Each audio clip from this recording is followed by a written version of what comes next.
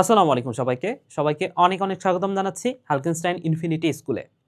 তো আজকে ক্লাস 9-10 এর কমপ্লিট একাডেমিক প্রোগ্রামের বায়োলজি বইয়ের দ্বিতীয় অধ্যায় অর্থাৎ জীবকোষ ও টিস্যু এই পুরো অধ্যায়টা নিয়ে আলোচনা করব।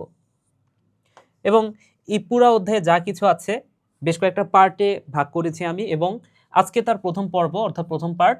এই পার্টে আমরা কয়েকটা গুরুত্বপূর্ণ টপিক শিখব। কোষের যে অঙ্গাণুগুলো আছে বেশ কয়েকটা অঙ্গাণু দেখব, এবং কোষ রিলেটেড যা কিছু পড়তে হবে আমাদের সেই বিষয়গুলো আমরা দেখব। তো তোমাদের সাথে আছি তোমাদের মাহি ভাইয়া, পড়াশোনা করছি ঢাকা বিশ্ববিদ্যালয়ে। আসো আমরা অধ্যায়টা শুরু করি। সো এখানে কিছু প্র্যাকটিস কোশ্চেন দেয়া আছে, এটা গত ক্লাসের পড়া। আমরা আজকের যে অধ্যায়টা অর্থাৎ উদ্ভিদ কোষ ও টিস্যু এই অধ্যায়টা শুরু করি। আচ্ছা, তো প্রথমেই কোষের প্রকারভেদ দেয়া আছে। তো কোষ মূলত কত ধরনের? তো বিষয়টা হচ্ছে কিসের উপর ভিত্তি করে, প্রশ্নটা হচ্ছে কিসের উপর ভিত্তি করে কোষের প্রকারভেদ আমরা করব।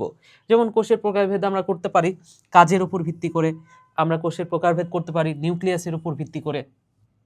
তো নিউক্লিয়াসের উপর ভিত্তি করে কোষের প্রকারভেদ করলে সেটা দুই ধরনের হয়, একটা হচ্ছে আদি কোষ এবং আরেকটা হচ্ছে প্রকৃত কোষ। এছাড়া কাজের উপর ভিত্তি করে যদি কোষের প্রকারভেদ করা হয় তাহলে দুই ধরনের বলতে পারি, একটা হচ্ছে দেহ কোষ আর একটা হচ্ছে জনন কোষ। তো এগুলো নিয়ে আমরা একটু বিস্তারিত পড়ব, যদিও আগের অধ্যায়টাতে জীবন পাঠে কিছুটা পড়েছি আমরা আদি কোষ এবং প্রকৃত কোষের মধ্যে পার্থক্যটা।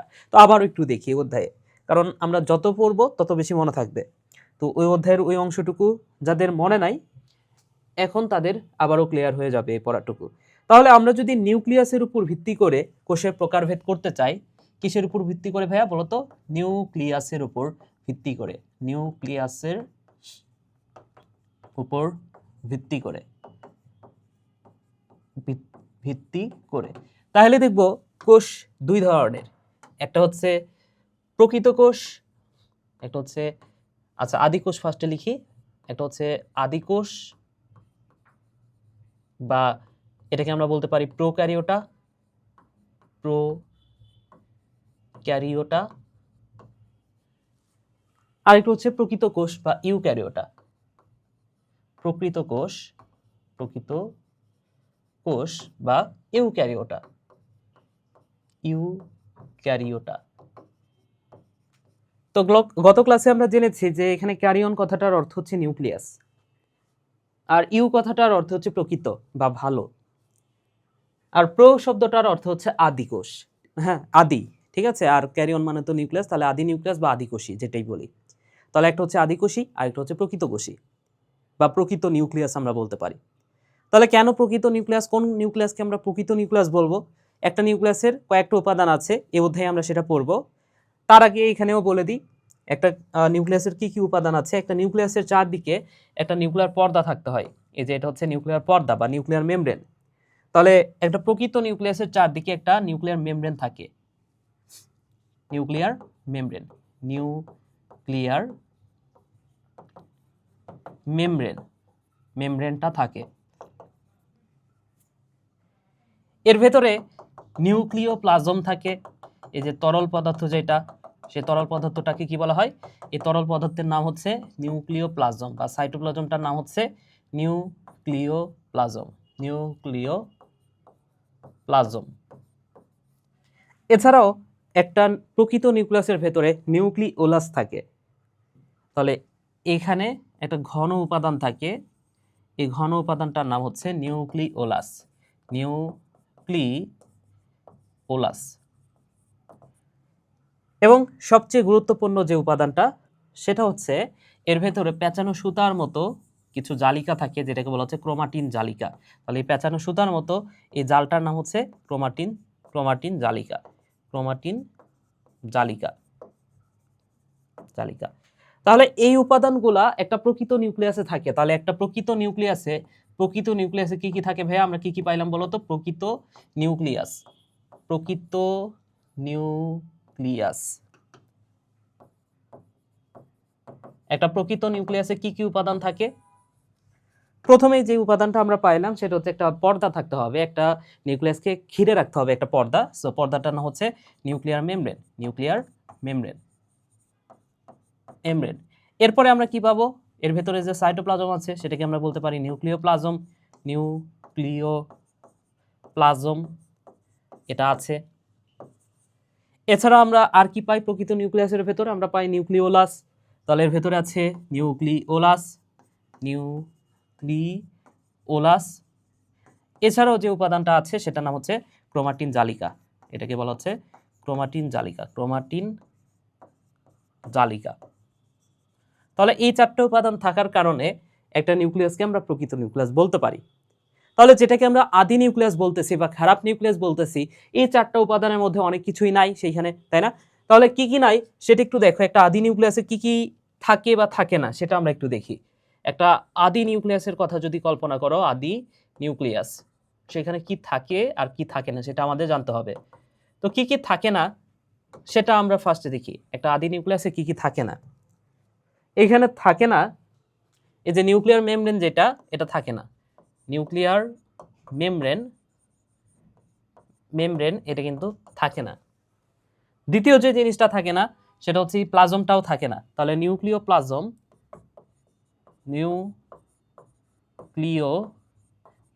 যেটা, সেটাও ভাইয়া নাই, এটাও নাই। নিউক্লিওলাস সেটাও থাকে না, এই নিউক্লিওলাস এটাও কিন্তু নাই ভাইয়া। তাহলে আছেটা কি? ক্রোমাটিন জালিকাটা তো থাকতেই হবে, কোনো কিছুই যদি না থাকে কিছু তো থাকা লাগবে, তাই না? তো যেটা আছে সেটা হচ্ছে ক্রোমাটিন জালিকা। কিন্তু এখানে একটা কথা মনে রাখো, ক্রোমাটিন জালিকার মধ্যে একটা প্রোটিন যার নাম হচ্ছে হিস্টোন প্রোটিন, সেটা থাকে না।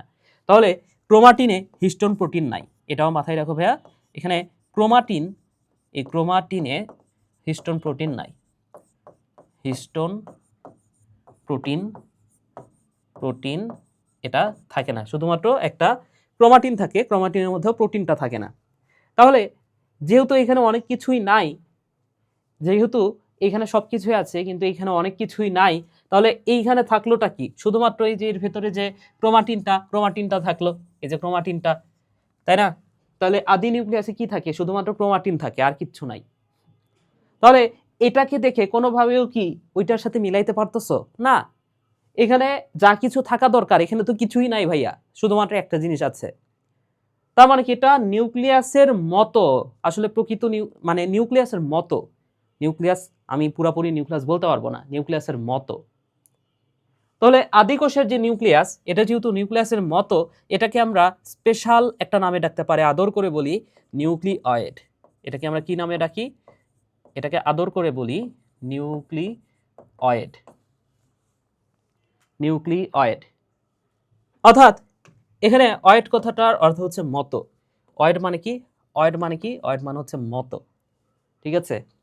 অয়েড শব্দটার অর্থ হচ্ছে মতো। তাহলে নিউক্লিওয়েড মানে কি? নিউক্লিওয়েড মানে হচ্ছে নিউক্লিয়াসের মতো। নিউক্লিওয়েড মানে কি ভাইয়া? নিউক্লিওয়েড মানে হচ্ছে নিউক্লিয়াসের মতো। আবার এটাকে আমরা আরো একটা নামে ডাকতে পারি, একটা স্পেশাল নামে ডাকতে পারি। এটাকে আমরা বলতে পারি সিউডো নিউক্লিয়াস। নিউক্লিওয়েডও বলতে পারি, আরেকটা নামে ডাকতে পারি সিউডো নিউক্লিয়াস। তো বায়োলজির ভাষায় এই সিউডো বা সুডো কথাটার অর্থ হচ্ছে ভুয়া বা ভ্রান্ত। যেখানে দেখবো সিউডো বা সুডো বুঝবা সেটা হচ্ছে ভুয়া। যেমন আমাদের ফেসবুকে আমরা প্রতিনিয়ত ভুয়া নিউজ দেখি না, বিভিন্ন ধরনের সুডো নিউজ দেখি। তো এই সিউডো কথাটার অর্থ হচ্ছে ভুয়া। তাহলে সিউডো নিউক্লিয়াস মানে কি ভাইয়া? ভুয়া নিউক্লিয়াস। সিউডো নিউক্লিয়াস মানে কি?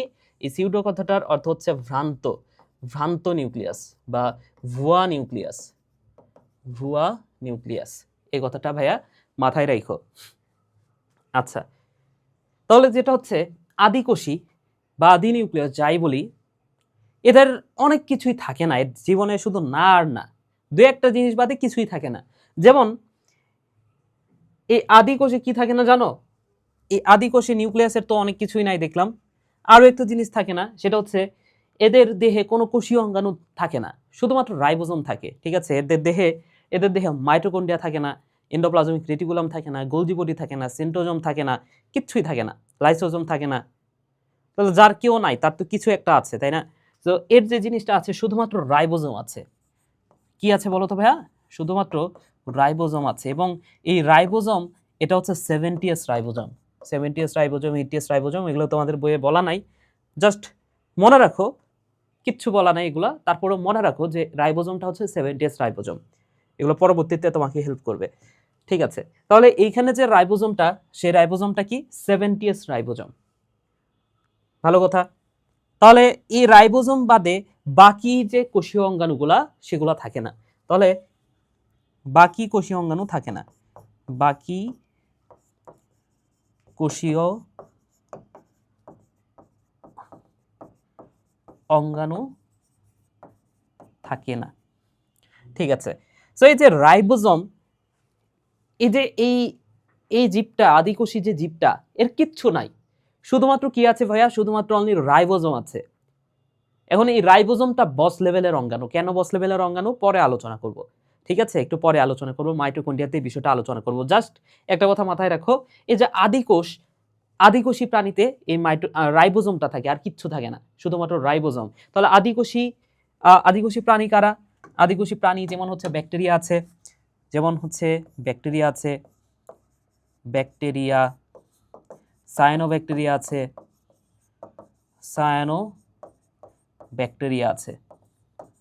ব্যাকটেরিয়া আছে।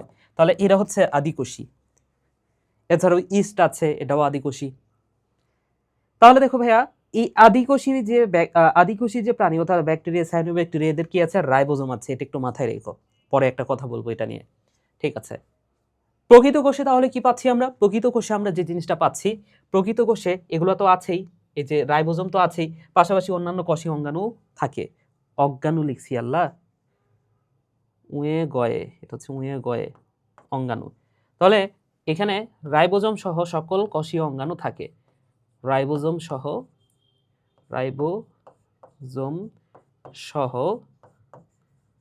সকল কোষীয় অঙ্গাণু থাকে, কোষীয় অঙ্গাণু থাকে। এই কথাটা ভাইয়া মাথায় রাখতে হবে, ঠিক আছে? তাহলে প্রকৃত কোষের উদাহরণ কি? যেমন মানুষ, আমাদের কোষ হচ্ছে প্রকৃত কোষ। বা আমাদের আশেপাশে যে উন্নত যত প্রাণী আছে, যে ভাইরাস, ব্যাকটেরিয়াগুলো, সরি ভাইরাস তো না, ব্যাকটেরিয়া, সায়ানোব্যাকটেরিয়াগুলো বাদে যত কোষ আছে সবই হচ্ছে প্রায় প্রকৃত কোষই। ওকে, এবার আসো ওই যে দেহকোষ আর জনন কোষ নিয়ে তো পড়া হইল না। দেহকোষ আর জনন কোষ খুবই সিম্পল। দেহকোষ মানে কি? দেহকোষ মানে হচ্ছে আমাদের অঙ্গতন্ত্র, যা যে কোষ দ্বারা গঠিত সেটা হচ্ছে দেহকোষ। আমাদের দেহটা যে কোষ দ্বারা গঠিত সেটা হচ্ছে দেহকোষ। খুবই সিম্পল, ঠিক আছে? তাহলে দেহকোষ আর জনন কোষ আমরা কিসের উপর ভিত্তি করে? কাজের উপর ভিত্তি করে আমরা দুই ধরনের কোষ পাইছি। কাজের উপর ভিত্তি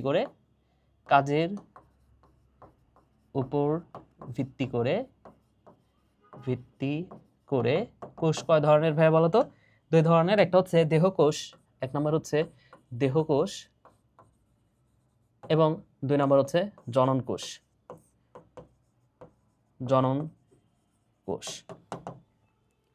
সো দেহকোষ কি গঠন করে? দেহ গঠন করে। খুবই সিম্পল। দেহকোষ কি করে ভাইয়া? দেহকোষ দেহ গঠন করে।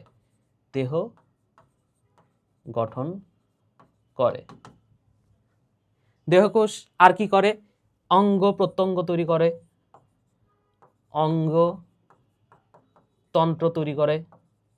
তন্ত্র তৈরি করে। এছাড়াও দেহকোষ মাইটোসিস পদ্ধতিতে বিভাজিত হতে পারে, এটাও মাথায় রাখতে পারো। লিখে দিই, দেহকোষ কিভাবে বিভাজিত হয়? মাইটোসিস পদ্ধতিতে বিভাজিত হয়। মাইটোসিস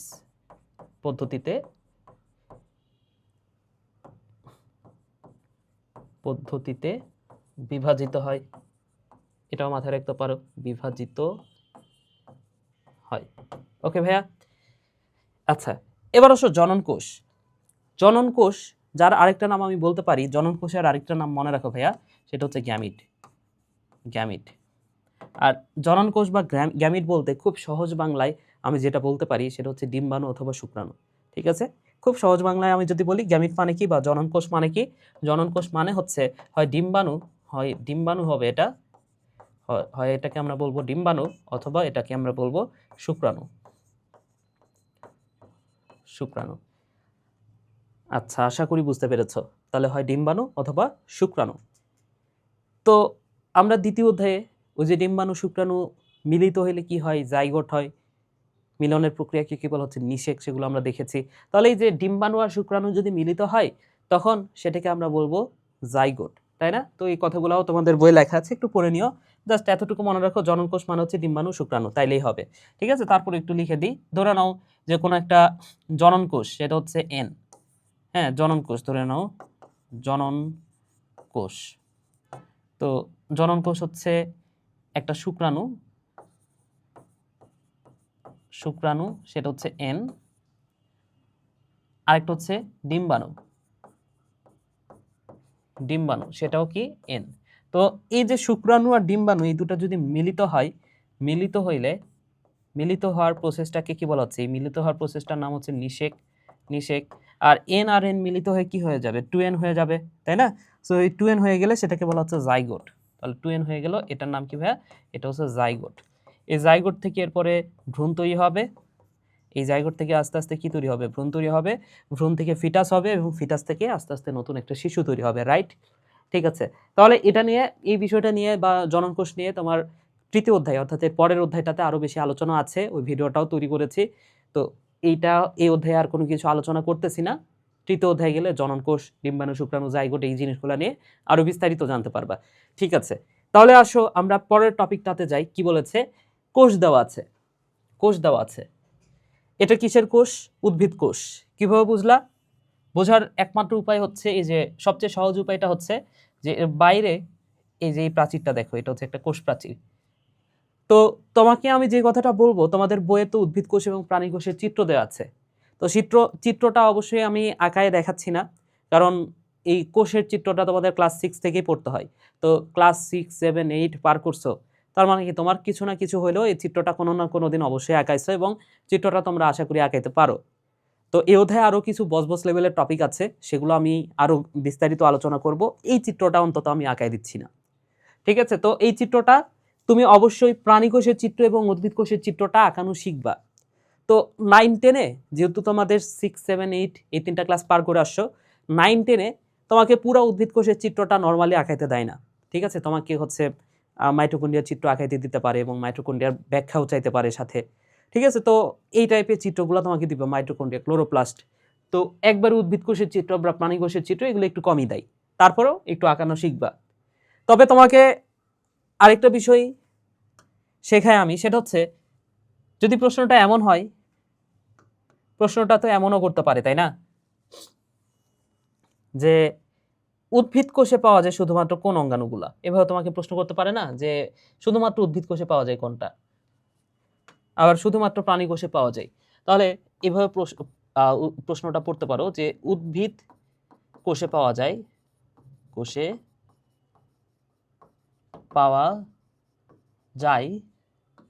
কিন্তু প্রাণী কোষে পাওয়া যায় না। প্রাণী কোষে পাওয়া যায় না এমন অঙ্গাণু কোনগুলা? আবার তোমাকে প্রশ্ন করতে পারে যে প্রাণী কোষে পাওয়া যায়,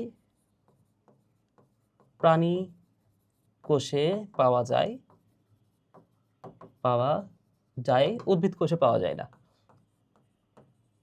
উদ্ভিদ কোষে পাওয়া যায় না।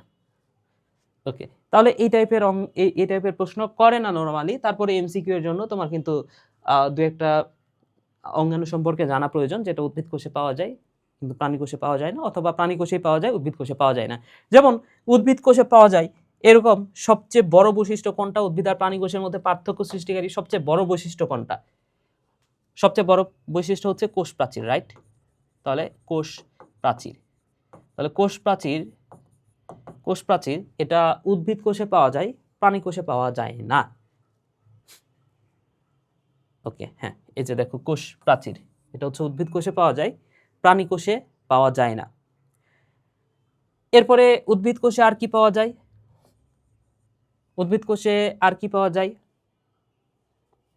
উদ্ভিদ কোষে এখানে দেখানো আছে কি কোষ গহ্বর কি আছে? এখানে এই চিত্রটাতে মনে হয় দেখানো নাই। যাই হোক, কোষ গহ্বর, বড় কোষ গহ্বর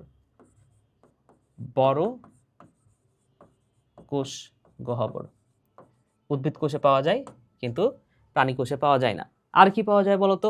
এখানে ক্লোরোপ্লাস্ট পাওয়া যায়,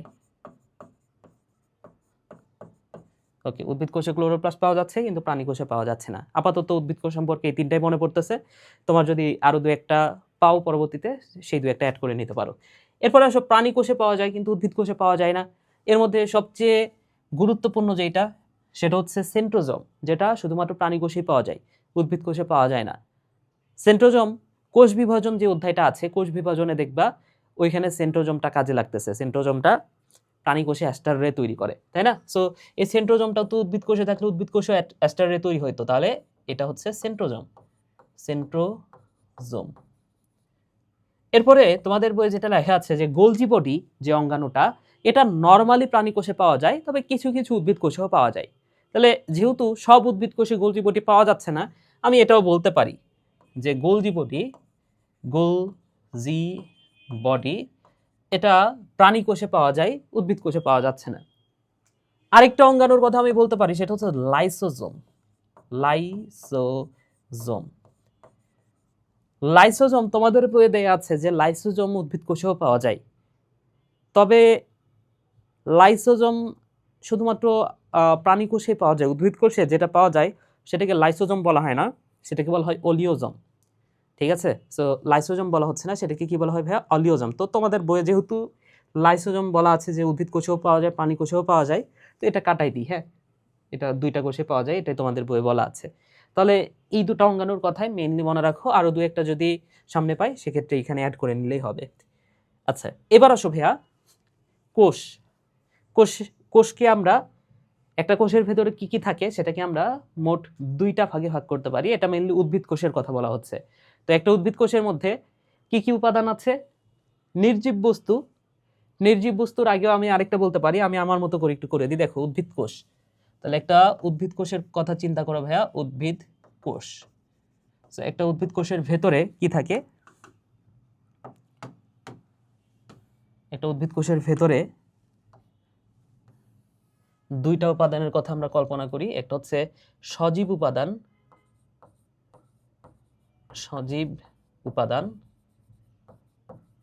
আরেকটা হচ্ছে জড় উপাদান।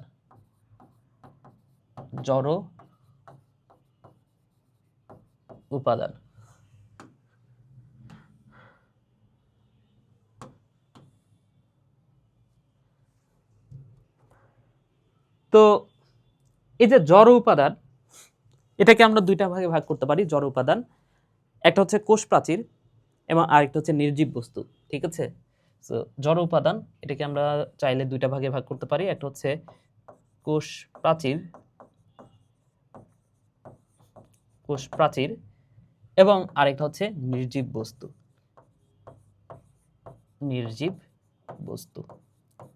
তো নির্জীব বস্তুর মধ্যে অনেক কিছু আছে, সেটা নিয়ে আমরা আর আলোচনায় যাচ্ছি না।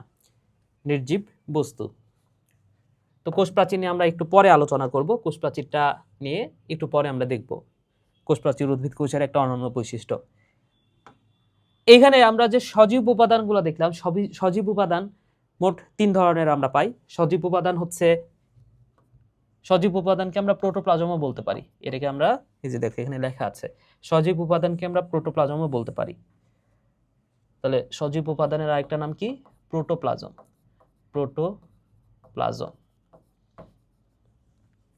তো সজীব উপাদানকে বা প্রোটোপ্লাজমকে আমরা তিনটা ভাগে ভাগ করতে পারি।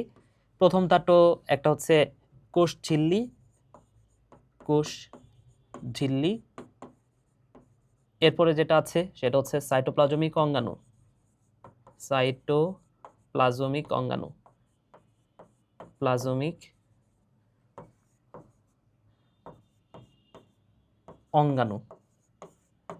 এবং আরেকটা হচ্ছে নিউক্লিয়াস।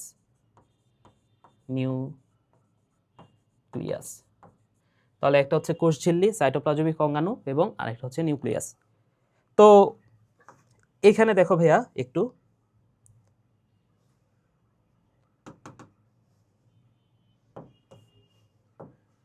তো এই যে কোষ ঝিল্লি নিয়ে একটু পরে কথা বলতেছি। কোষ ঝিল্লি নিয়ে এখন কোনো কথা না বলি।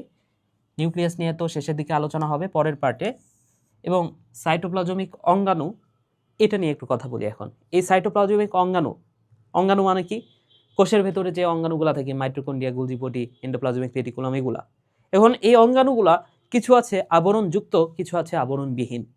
তাহলে এখানে যে অঙ্গাণুগুলা, সেটার মধ্যে আমরা কিছু অঙ্গাণুকে বলতে পারি যেগুলো হচ্ছে আবরণ যুক্ত, আবরণ যুক্ত, এবং কিছু আছে যেগুলো হচ্ছে আবরণ থাকে না চারদিকে, সেগুলোকে আমরা বলি কি আবরণবিহীন।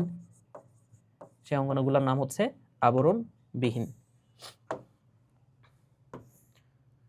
তো এই যে আবরণবিহীন যে অঙ্গাণুগুলা, সেগুলো নিয়ে একটু কথা বলি। আবরণবিহীন অঙ্গাণু, এটা সম্পর্কে একটা কথা মনে রাখতে পারো। আবরণবিহীন অঙ্গাণুগুলো হচ্ছে, এভাবে পড়তে পারো, আবরণবিহীন অঙ্গাণু হচ্ছে মামাই সেরা। আমাদের যে মামা, আমাদের যারা মামা আছে, এই মামারা কি অনেক ভালো হয় না? বা মামারা তো অনেক সেরা হয়, তাই না? তো এই কথাটাই মনে রাখো, মামাই সেরা, মামাই সেরা, মামাই সেরা। অর্থাৎ এখানে মা মানে হচ্ছে, প্রথম মাতে মনে রাখো মাইক্রোটিউবিউল, মাইটোকন্ড্রিয়া না, এটা হচ্ছে মাইক্রোটিউবিউল, টিউবিউল। পরের মাতে মনে রাখো মাইক্রোফিলামেন্ট, মাইক্রোফিলামেন্ট, ফিলামেন্ট। এবং হর্ষইতে মনে রাখো intermediate filament, intermediate filament, mediate filament. সেতে মনে রাখো সেন্ট্রোজম, সেন্ট্রোজম। এবং রাতে মনে রাখো রাইবোজোম, রাইবোজোম। তাহলে এই পাঁচটা অঙ্গাণু, এই পাঁচটা অঙ্গাণুকে বলা হয় আবরণবিহীন অঙ্গাণু। এই পাঁচটা অঙ্গাণুকে আমরা কি বলতে পারি? আবরণ ছাড়া অঙ্গাণু, আবরণবিহীন। তাহলে আবরণ যুক্ত অঙ্গাণু কোনগুলা, সেটাকে আমাদের মনে রাখার দরকার আছে। আমি যদি বলি মাইটোকন্ড্রিয়া, তাহলে মাইটোকন্ড্রিয়া কি এই পাঁচটার মধ্যে আছে? না। তাহলে মাইটোকন্ড্রিয়া কি আবরণ যুক্ত? আমি যদি বলি এন্ডোপ্লাজমিক রেটিকুলাম, আবরণ যুক্ত। আমি যদি বলি সেন্ট্রোজম, সেন্ট্রোজম কি এর মধ্যে পাইছি, তার মানে কি আবরণবিহীন, তাই কিনা? তাহলে এইখানে আবরণবিহীন অঙ্গাণুগুলো আমরা যা আছে সেটা মনে রাখছি, বাকিগুলা হচ্ছে আবরণ যুক্ত। তাহলে বাকিগুলা যা আছে, বাকি যত অঙ্গাণু আছে সব হচ্ছে আবরণ যুক্ত। এখন এই যে আবরণবিহীন যে পাঁচটা অঙ্গাণু, এর মধ্যে প্রথম তিনটার কথা মনে রাখো। এই যে প্রথম তিনটা অর্থাৎ মাইক্রোটিউবিউল, মাইক্রোফিলামেন্ট এবং ইন্টারমিডিয়েট ফিলামেন্ট, এই তিনটা অঙ্গাণুকে বলা হয় কোষীয় কঙ্কাল। এই তিনটা অঙ্গাণুকে কি নামে ডাকা হয়? এটাকে বলা হয় কোষীয় কঙ্কাল বা কোষ কঙ্কাল, কোষের কঙ্কাল যাই বলি। ওকে ভাইয়া, আশা করি বুঝতে পেরেছো। এবার আসো, তাহলে আমরা যে টপিকটা নিয়ে আলোচনা করব সেটা হচ্ছে কোষ প্রাচীর। কোষ প্রাচীর হচ্ছে জড় উপাদান দ্বারা তৈরি। কোষ প্রাচীর কি দ্বারা তৈরি? জড় উপাদান দ্বারা তৈরি। তাহলে এই যে এখানে হচ্ছে কোষ প্রাচীর, তোমাদের বইয়ে চিত্রটা দেওয়া আছে, তার পাশে এরকম একটা চিত্র দেওয়া আছে। এই চিত্রটা দেখে হয়তো বা অনেক কথাই তোমরা ভালো মতো বুঝতে পারো না। তো কোষ প্রাচীর, এটা আমি একটু ভালো মতো বোঝানোর চেষ্টা করি। নতুন একটা পেজ নিয়ে আমি, দেখো, দুইটা কোষের কথা চিন্তা করো, দুইটা কোষের কথা চিন্তা করো। ধরে নাও এটা একটা কোষ,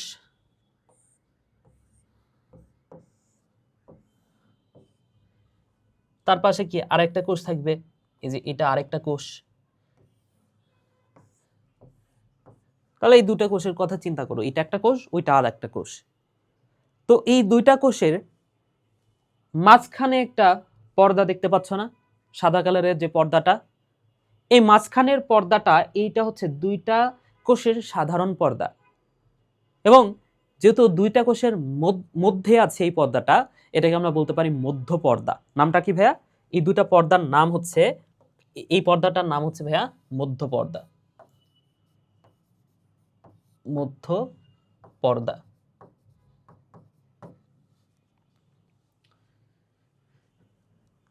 মধ্য পর্দার উপরে আরো একটা পর্দা দেখা যায়, মধ্য পর্দার উপরে ভাইয়া আরো একটা পর্দা দেখা যায়। তাহলে এই যে এটা হচ্ছে মধ্য পর্দা, এই মধ্য পর্দার উপরে আরেকটা পর্দা দেখা যায়, এই যে দেখো।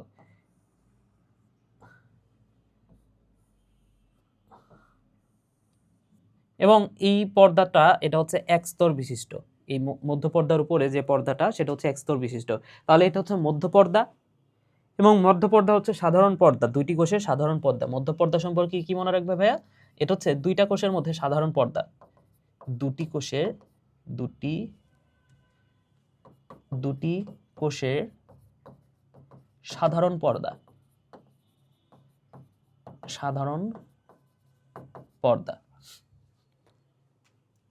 এবং আরেকটা জিনিস দেখতে পাচ্ছ কিনা, এই প্রাথমিক এর উপরে যে পর্দাটা বা প্রাচীরটা দেখো, মধ্য পর্দার উপরে এই যে প্রাচীরটা, যেটা বেগুনি কালারের, এই প্রাচীরটার নাম হচ্ছে প্রাথমিক প্রাচীর। নাম কি ভাইয়া বলো তো? এটা হচ্ছে প্রাথমিক প্রাচীর। প্রাথমিক প্রাচীর। এবং এই প্রাথমিক প্রাচীর সম্পর্কে যে কথাটা তোমার মাথায় রাখতে হবে, প্রাথমিক প্রাচীর এটা এক স্তর বিশিষ্ট। কয়টা স্তর বিশিষ্ট ভাইয়া? দেখো তো, এই পাশে একটা স্তর, ওই পাশে একটা স্তর, তাহলে কয়টা স্তর? মানে এই পাশে কয়টা? একটাই তো, তাই না? এই পাশে কয়টা? এই পাশেও একটাই। তাহলে এইভাবে মাথায় রাখো, প্রাথমিক প্রাচীর যেটা, সেটা হচ্ছে এক স্তর বিশিষ্ট। এটা হচ্ছে এক স্তর বিশিষ্ট। এবং এই যে প্রাথমিক প্রাচীর, এর উপরে আরো একটা প্রাচীর থাকে যার নাম হচ্ছে সেকেন্ডারি প্রাচীর। এর উপরে আরো একটা প্রাচীর থাকে, এই প্রাচীরটার নাম হচ্ছে সেকেন্ডারি প্রাচীর। তাহলে এই যে দেখো, সেকেন্ডারি প্রাচীর কয় স্তর বিশিষ্ট? দেখতেই পাচ্ছ, 3 স্তর বিশিষ্ট সেকেন্ডারি প্রাচীর, এটা 3 স্তর বিশিষ্ট। এইখানে আমরা যেটা পাচ্ছি সেটা হচ্ছে সেকেন্ডারি প্রাচীর। ওকে, তাহলে দুইটা কোষের মধ্যে ফার্স্টে থাকে মধ্য পর্দা, যেটা সাধারণ পর্দা, তারপরে তৈরি হয় প্রাথমিক প্রাচীর, এবং কিছু কোষে, কিছু স্থায়ী কোষে সেকেন্ডারি প্রাচীর তৈরি হয়, যেটা ত্রিস্তরী, 3 স্তর বিশিষ্ট। তাহলে এই যে এই প্রাচীরটার নাম হচ্ছে সেকেন্ডারি প্রাচীর। সেকেন্ডারি প্রাচীর। এই সেকেন্ডারি প্রাচীর এটা হচ্ছে ত্রিস্তরী বা 3 স্তর বিশিষ্ট। এটা হচ্ছে 3 স্তর বিশিষ্ট। এই কথাটা ভাইয়া মাথায় রাখতে হবে, ঠিক আছে? ওকে, সো একটা বিষয় তোমরা দেখতে পাচ্ছ কিনা বা খেয়াল করছো কিনা, সেটা হচ্ছে মধ্যপর্দা এটা পুরাটা জুড়ে আছে। মধ্যপর্দা এটা পুরাটা জুড়ে আছে, কিন্তু প্রাইমারি প্রাচীর আর সেকেন্ডারি প্রাচীর নির্দিষ্ট স্থান পর পর এটা কিন্তু একটা গ্যাপ তৈরি করছে, তাই না? এই যে এখানে একটা গ্যাপ তৈরি হয়েছে না, এখানে একটা ফাঁকা স্থান তৈরি হয়েছে না?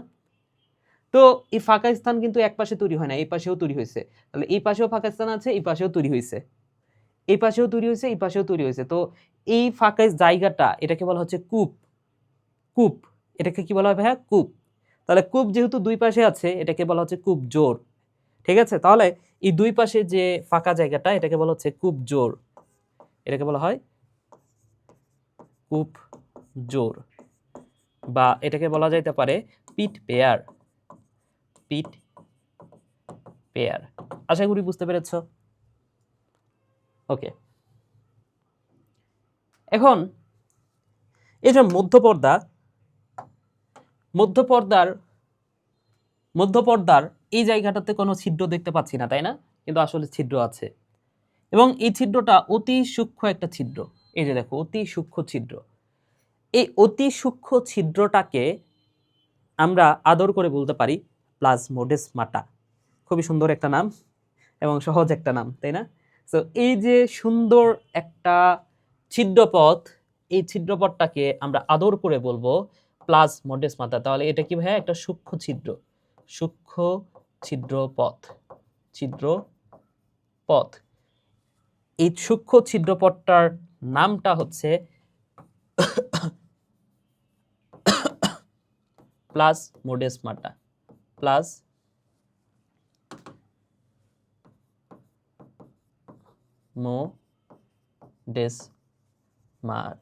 আশা করি বুঝতে পেরেছো।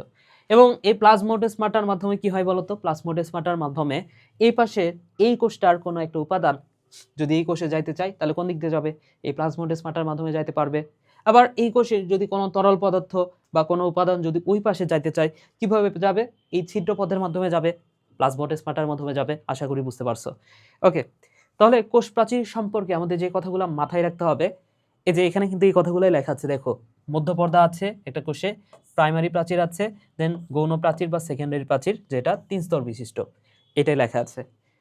সো কোষ প্রাচীর, এটার প্রাপ্তি স্থান কোথায়? এটা কোথায় পাওয়া যায়? প্রথম কথা হচ্ছে প্রাপ্তি। কোষ প্রাচীর সম্পর্কে যে কথাটা মাথায় রাখবা ভাইয়া, কোষ প্রাচীর এটা উদ্ভিদ কোষের অনন্য বৈশিষ্ট্য। উদ্ভিদ কোষের অনন্য বৈশিষ্ট্য, অনন্য বৈশিষ্ট্য। তাহলে এটা কোথায় পাবো আমরা? উদ্ভিদ কোষে পাবো। কোথায় প্রাপ্তি? উদ্ভিদ কোষ। কোষ প্রাচীরের উপাদান কি কি উপাদান দ্বারা কোষ প্রাচীর গঠিত? উদ্ভিদের ক্ষেত্রে যদি কোষ প্রাচীরটা আমরা দেখি, উদ্ভিদের ক্ষেত্রে কোষ প্রাচীরের প্রধান উপাদান হচ্ছে সেলুলোজ। কি থাকে ভাইয়া বলো তো? এখানে আছে সেলুলোজ, সেলুলোজ। আর সেলুলোজের সাথে আরো যে উপাদানগুলো থাকে সেটা হচ্ছে hemicellulose, hemicellulose, lignin, suberin, suberin, glycoprotein, glycoprotein, pectic acid, এগুলা থাকে। ঠিক আছে? So cellulose, hemicellulose, lignin, suberin, glycoprotein এগুলা থাকে। ব্যাকটেরিয়ার ক্ষেত্রে কোষ প্রাচীরটা যদি দেখো, তোমাদের বই যেটা লেখা আছে, ব্যাকটেরিয়ার কোষ প্রাচীরটা কি দ্বারা গঠিত ভাইয়া? প্রোটিন দ্বারা গঠিত। প্রোটিন আছে, লিপিড আছে, লিপিড আছে, পলিস্যাকারাইড আছে, পলিস্যাকারাইড আছে, স্যাকারাইড। তবে আমি যদি বলি ব্যাকটেরিয়ার কোষ প্রাচীরের একটা খুব স্পেশাল উপাদান যেটা তোমাদের বইয়ে দেয়া নাই, তবে তোমার জানতে হবে, এখন না জানলেও চলবে, আমি জাস্ট লিখে দিই, এটা এখন মুখস্থ করার দরকার নাই, তুমি পরবর্তীতে বা একবার পড়ে রাখতে পারো, চাইলে মুখস্থ করেও রাখতে পারো, এটা তোমার পরবর্তীতে লাগবে। সো ব্যাকটেরিয়ার কোষ প্রাচীরে তোমাদের বই লেখা আছে প্রোটিন, লিপিড, পলিস্যাকারাইড আছে, তো ঠিক আছে। তবে একটা স্পেশাল উপাদানের কথা মনে রাখবা ব্যাকটেরিয়ার কোষ প্রাচীরে, সেটা হচ্ছে পেপটিডোগ্লাইকান। সেই উপাদানটার নাম কি? এই উপাদানটার নাম হচ্ছে পেপটিডোগ্লাইকান। পেপটিডোগ্লাইকান দ্বারা ব্যাকটেরিয়ার কোষ প্রাচীর গঠিত। এবং ছত্রাকের কোষ প্রাচীর, এটা জানো না এমন কেউ নাই মেবি। ছত্রাকের কোষ প্রাচীর কি দ্বারা গঠিত? কাইটিন দ্বারা গঠিত। কি দ্বারা গঠিত ভাইয়া? কাইটিন দ্বারা গঠিত। এবং কাইটিন হচ্ছে এক ধরনের পলিস্যাকারাইড। এরপরে দেখো উদ্ভিদ কোষ প্রাচীরের স্তর কয়টা? তিনটা। মধ্যপর্দা, প্রাথমিক প্রাচীর, গৌণ প্রাচীর। সো মধ্যপর্দা এটা আমরা জানি সাধারণ পর্দা, এটা হচ্ছে সাধারণ পর্দা। পর্দা এটা কোথায় পাওয়া যায়? এটা সব কোষেই পাওয়া যায়, সব কোষেই পাওয়া যায়। এটা তোমাদের বইয়ে সব কথা উল্লেখ করা নাই, আমি দু একটা এক্সট্রা কথা বলে দিচ্ছি। দেখো মধ্যপর্দা এটা কোথায় পাওয়া যায়? সব কোষে পাওয়া যায়। প্রাথমিক প্রাচীর কোথায় পাওয়া যায়? এটাও তোমাদের বইয়ে বলা নাই, আমি বলে দিচ্ছি। প্রাথমিক প্রাচীর প্রথম কথা হচ্ছে এটা একস্তর বিশিষ্ট, এবং এটা কোথায় পাওয়া যায় ভাইয়া? এটা পাওয়া যায় অধিক মাত্রায় বিপাকীয় কোষে। যে কোষটা ভাগ হচ্ছে বারবার, অধিক মাত্রায় বিপাকীয় কোষ, মাত্রায় বিপাকীয় কোষ, বিপাকীয় কোষে এটা পাওয়া যায়। আর গৌণ প্রাচীর কোথায় পাওয়া যায়? যে কোষটা স্থায়ী হয়ে গেছে, অর্থাৎ স্থায়ী কোষ, স্থায়ী কোষে এটা পাওয়া যায়। ঠিক আছে? আচ্ছা, এবং প্লাজমোডেসমাটা, এটার কাজ কি বলতো ভাইয়া? এটার কাজ হচ্ছে বিনিময় করা। কি বিনিময়? দুইটা কোষের মধ্যে তরল পদার্থের বিনিময় করা হচ্ছে প্লাজমোডেসমাটার কাজ। এবং প্লাজমোডেসমাটা কি? এটা হচ্ছে সূক্ষ্ম ছিদ্রপথ। এটা হচ্ছে সূক্ষ্ম ছিদ্রপথ হচ্ছে প্লাজমোডেসমাটা, ছিদ্রপথ। আশা করি বুঝতে পেরেছো। ঠিক আছে, তাহলে এই হচ্ছে কোষ প্রাচীর। আমার মনে হয় না যে কোষ প্রাচীর নিয়ে আর কোনো ধরনের সমস্যা তোমার আছে। যদি সমস্যা থাকে সেটা আমাকে পরবর্তীতে জানাও। ওকে, তাহলে এই হচ্ছে কোষ প্রাচীর। এইবার আসো বস লেভেলের একটা অঙ্গাণু, যার নাম হচ্ছে মাইটোকন্ড্রিয়া। এবং মাইটোকন্ড্রিয়াকে কি নামে ডাকা হয় এটা আশা করি জানো না এমন কেউ নাই। তো ভাইয়া এই যে মাইটোকন্ড্রিয়া, এটাকে বলা হয় কোষের পাওয়ার হাউস, রাইট? এটাকে বলা হচ্ছে কোষের পাওয়ার হাউস, পাওয়ার হাউস। এছাড়া এটাকে বলা হয় কোষের শক্তিঘর। পাওয়ার হাউস মানে তো শক্তিঘর, তাই না? তো এটাকে বলা হচ্ছে কোষের শক্তিঘর, কোষের শক্তিঘর, শক্তিঘর। ওকে, তো একবার আমার একটি স্টুডেন্ট আমাকে বলতেছে যে ভাই, আমার পাওয়ার হাউস হচ্ছে আমার মা। কোষের পাওয়ার হাউস তো মাইটোকন্ড্রিয়া, আর আমার পাওয়ার হাউস হচ্ছে আমার মা। তো কেন মা? যদি সে কোনো ভুল করে বা তার টাকার দরকার হয়, তার মা তাকে টাকা দেয়, বা যদি ভুল করে বাবা যদি বকাবকি করে মা তাকে সেভ দেয়। এই কারণে মা হচ্ছে তার পাওয়ার হাউস।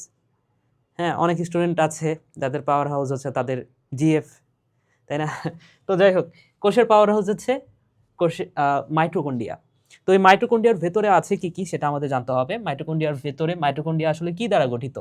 তো এই পুরো জিনিসটা আমরা মনে রাখতে পারি এই ওয়ার্ডটা দ্বারা, মাইটোকন্ড্রিয়া। এই ওয়ার্ডটা দ্বারাই আমরা মনে রাখতে পারি, মাইটোকন্ড্রিয়া।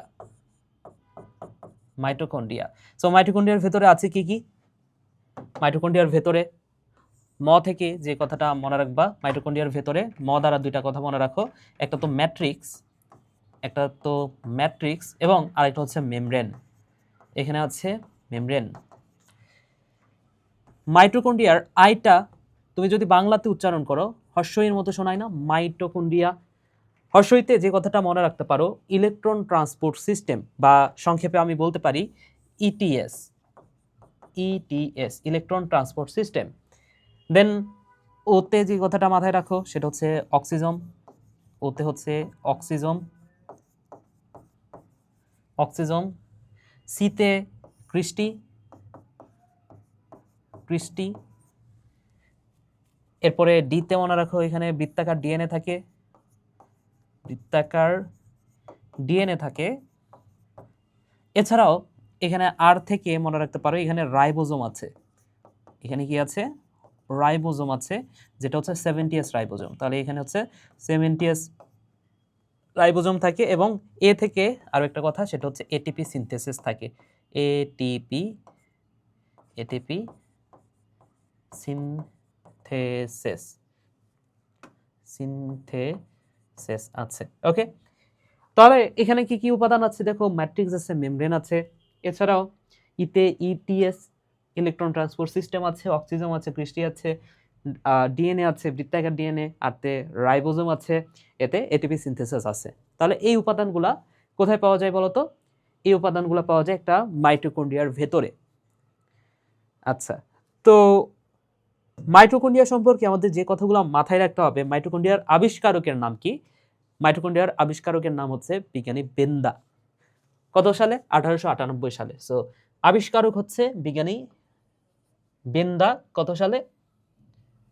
1898 সালে। সো মাইটোকন্ড্রিয়া কোথায় কোথায় পাওয়া যায়? মোটামুটি বেশিরভাগ প্রকৃত কোষে পাওয়া যায়, তবে কিছু প্রকৃত কোষে আবার পাওয়া যায় না, আদি কোষে তো পাওয়া যায় না। সো মাইটোকন্ড্রিয়া অধিকাংশ যে উদ্ভিদ কোষ এবং প্রাণী কোষ, এই জায়গাগুলোতে পাওয়া যায়। অধিকাংশ উদ্ভিদ এবং প্রাণী কোষে থাকলেও আদি কোষে থাকে না। তাহলে অধিকাংশ উদ্ভিদ কোষ এবং প্রাণী কোষে থাকলেও কোথায় থাকে না? আদি কোষে থাকে না।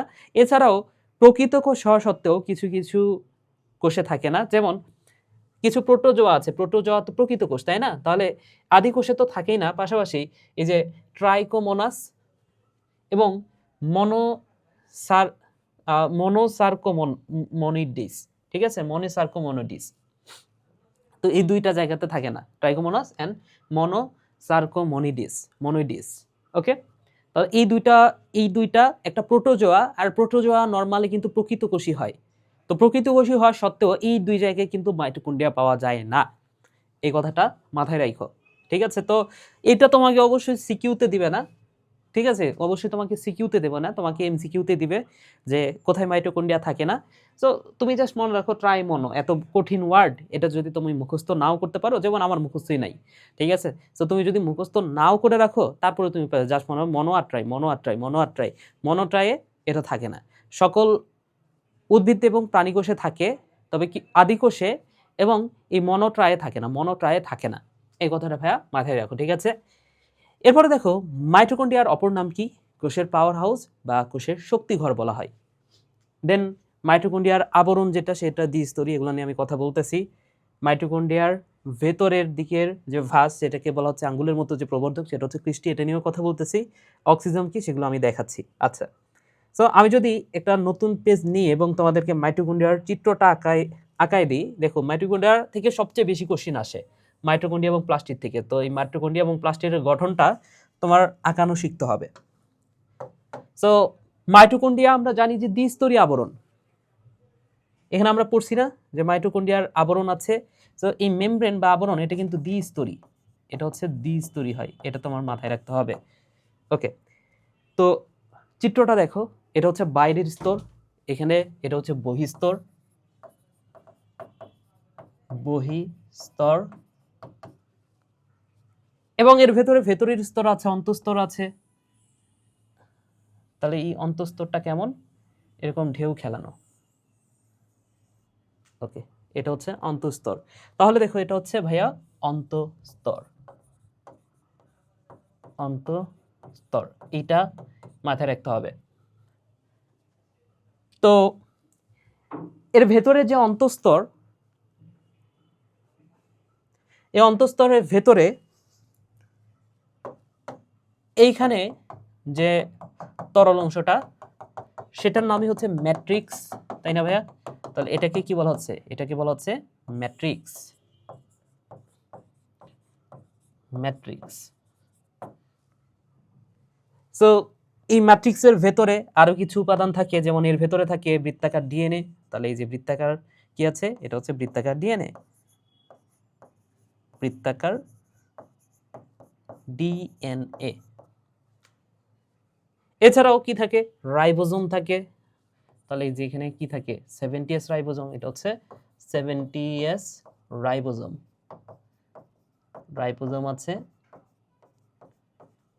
এছাড়া কি থাকে বলতো, এছাড়া এই যে এইখানে এই যে আঙ্গুলের মতো যে প্রবর্ধনটা, এখানে যে আঙ্গুলের মতো যে প্রবর্ধন, এটাকে আমরা বলতে পারি কৃষ্টি। আঙ্গুলের মতো প্রবর্ধনটাকে আমরা কি বলি, কৃষ্টি বলি। সো আঙ্গুলের মতো প্রবর্ধন হচ্ছে কৃষ্টি। এবং এই অন্তঃঝিল্লি বা অন্তঃস্তর, যেটা অন্তঃঝিল্লি যেটাকে আমরা বলতে পারি, হ্যাঁ, বহিস্তর বা অন্তঃস্তর যেটাই বলি, এর প্রাচীরে বৃন্তযুক্ত যে এই যে উপাদানগুলা, এখানে এটিপি সিনথেসিস থাকে, এখানে এখানে অক্সিজেন থাকে। তাহলে এই যে এগুলো হচ্ছে অক্সিজেন, ঠিক আছে? তাহলে এইগুলা কি আমরা বলতে পারি কি, অক্সিজেন। এই যে দেখো এই চিত্রে তুমি আরো ভালো মতো বুঝতে পারবা, এই যে এইগুলা হচ্ছে এটিপি সিনথেসিস। অক্সিজেন কোনটাকে বলা হচ্ছে দেখো,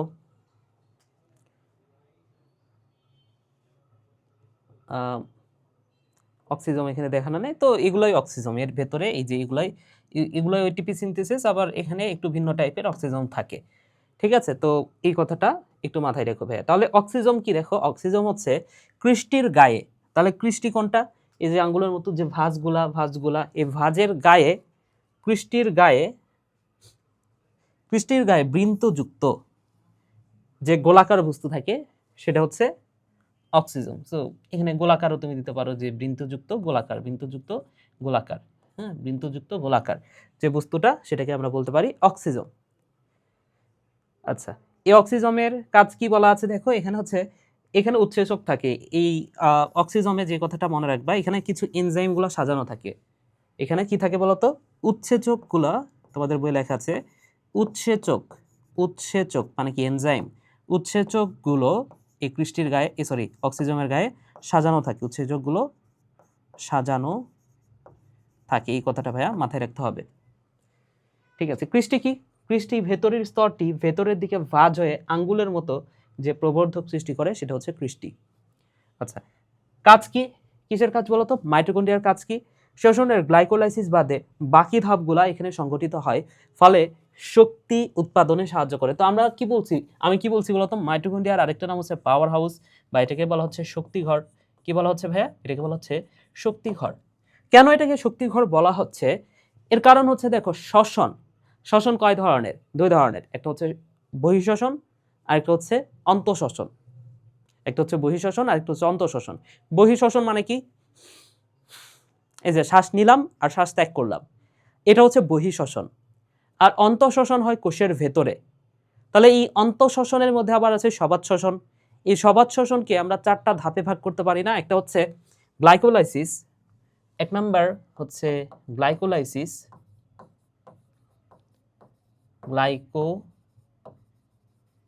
গ্লাইকোলাইসিস, দুই নাম্বার এসিটাইল কোয়ে সৃষ্টি, এসিটাইল কোয়ে সৃষ্টি, তিন নাম্বার হচ্ছে ক্রেবস চক্র, ক্রেবস চক্র, 4 নম্বর হচ্ছে ETS, electron transport system. Glycolysis, acetyl CoA সৃষ্টি, ক্রেবস চক্র অ্যান্ড ইটিএস। তো এই 4টা ধাপের মধ্যে প্রথম যে ধাপটা অর্থাৎ গ্লাইকোলাইসিস, এটাকে একটা বিশেষ নামে ডাকা হয়। এটাকে কি বলা হয় জানো? এটাকে বলা হচ্ছে সবাত ও অবাত শ্বসনের প্রথম ধাপ। এটা তোমরা 4র্থ অধ্যায়ে পড়বা। তো সেইখানে এখন যদি কেউ বুঝতে না পারো, সেইখানে গেলে 4র্থ অধ্যায়ে অটোমেটিক সেটা বুঝে যাবে, ঠিক আছে? সো গ্লাইকোলাইসিস এটাকে কি বলা হয়? এটাকে বলা হয় ভাইয়া সবাত ও অবাত শ্বসনের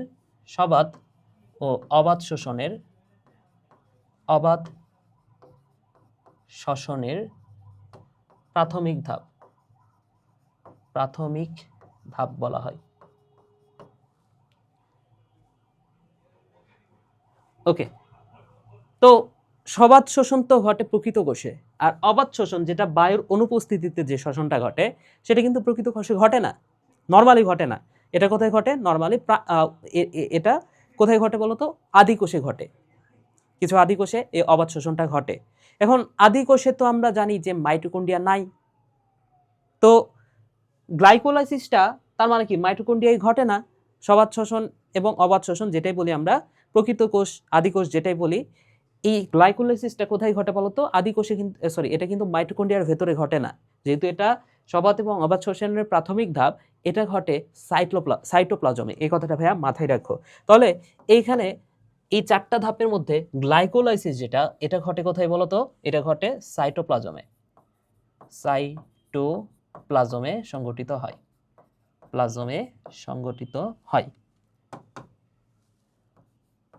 তাহলে আমরা গ্লাইকোলাইসিসের একটা অপর নাম দেখছি না, যে সবাত ও অবাত শোষণের প্রাথমিক ধাপ, এটা একটা অপর নাম। আরও একটা অপর নাম মনে রাখো, এই গ্লাইকোলাইসিসকে বলা হয় সাইটোপ্লাজমিক শ্বসন। এটাকে বলা হয় সাইটোপ্লাজমিক শ্বসন। এটা মাথায় রাখো ভাইয়া, সাইটোপ্লাজমিক শ্বসন। তাহলে এই গ্লাইকোলাইসিস বাদ দিলে সবাত শোষণের আরো যে 3টা ধাপ, এই বাকি 3টা ধাপ কোথায় ঘটে? এটা ঘটে মাইটোকন্ড্রিয়ায়।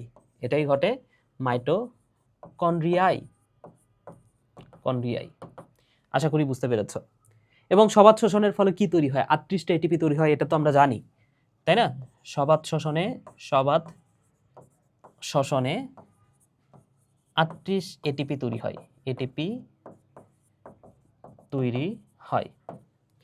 তবে এই 38টা এটিপির মধ্যে ক্রেবস চক্র যে ধাপটা, এই ক্রেবস চক্রে শুধুমাত্র এই ক্রেবস চক্রে 24টা এটিপি তৈরি হয় ভাইয়া। এই 38টা এটিপির মধ্যে শুধুমাত্র ক্রেবস চক্রে 24 এটিপি তৈরি হয়। শুধুমাত্র এই ধাপটাতেই 24 এটিপি তৈরি হয়। আর এই এটিপিকেই বলা হয় শক্তি মুদ্রা, কোষের শক্তি মুদ্রা বা জৈব মুদ্রা। তার মানে কি আমি বলতে পারি না যে ক্রেবস চক্রে সবচেয়ে বেশি শক্তি তৈরি হয়? আচ্ছা, তাহলে এই ক্রেবস চক্রে সবচেয়ে বেশি শক্তি তৈরি হয়।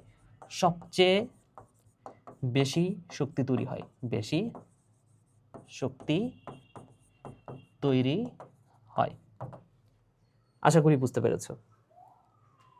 ঠিক আছে, তাহলে এই এসিটাইল কোয়েতে এখানেও 6 এটিপি তৈরি হয়, আর গ্লাইকোলাইসিসে মাত্র 8 এটিপি তৈরি হয়। তাহলে দেখো এই 38টা এটিপির মধ্যে মাইটোকন্ড্রিয়াতে যে 3টা ধাপ ঘটে, এই মাইটোকন্ড্রিয়ার 3টা ধাপের মধ্যেই 30টা এটিপি তৈরি হয়। মাইটোকন্ড্রিয়াতেই 30টা এটিপি তৈরি হচ্ছে, আর গ্লাইকোলাইসিসে মাত্র 8 এটিপি তৈরি হচ্ছে, এখানে মাত্র 8টা এটিপি।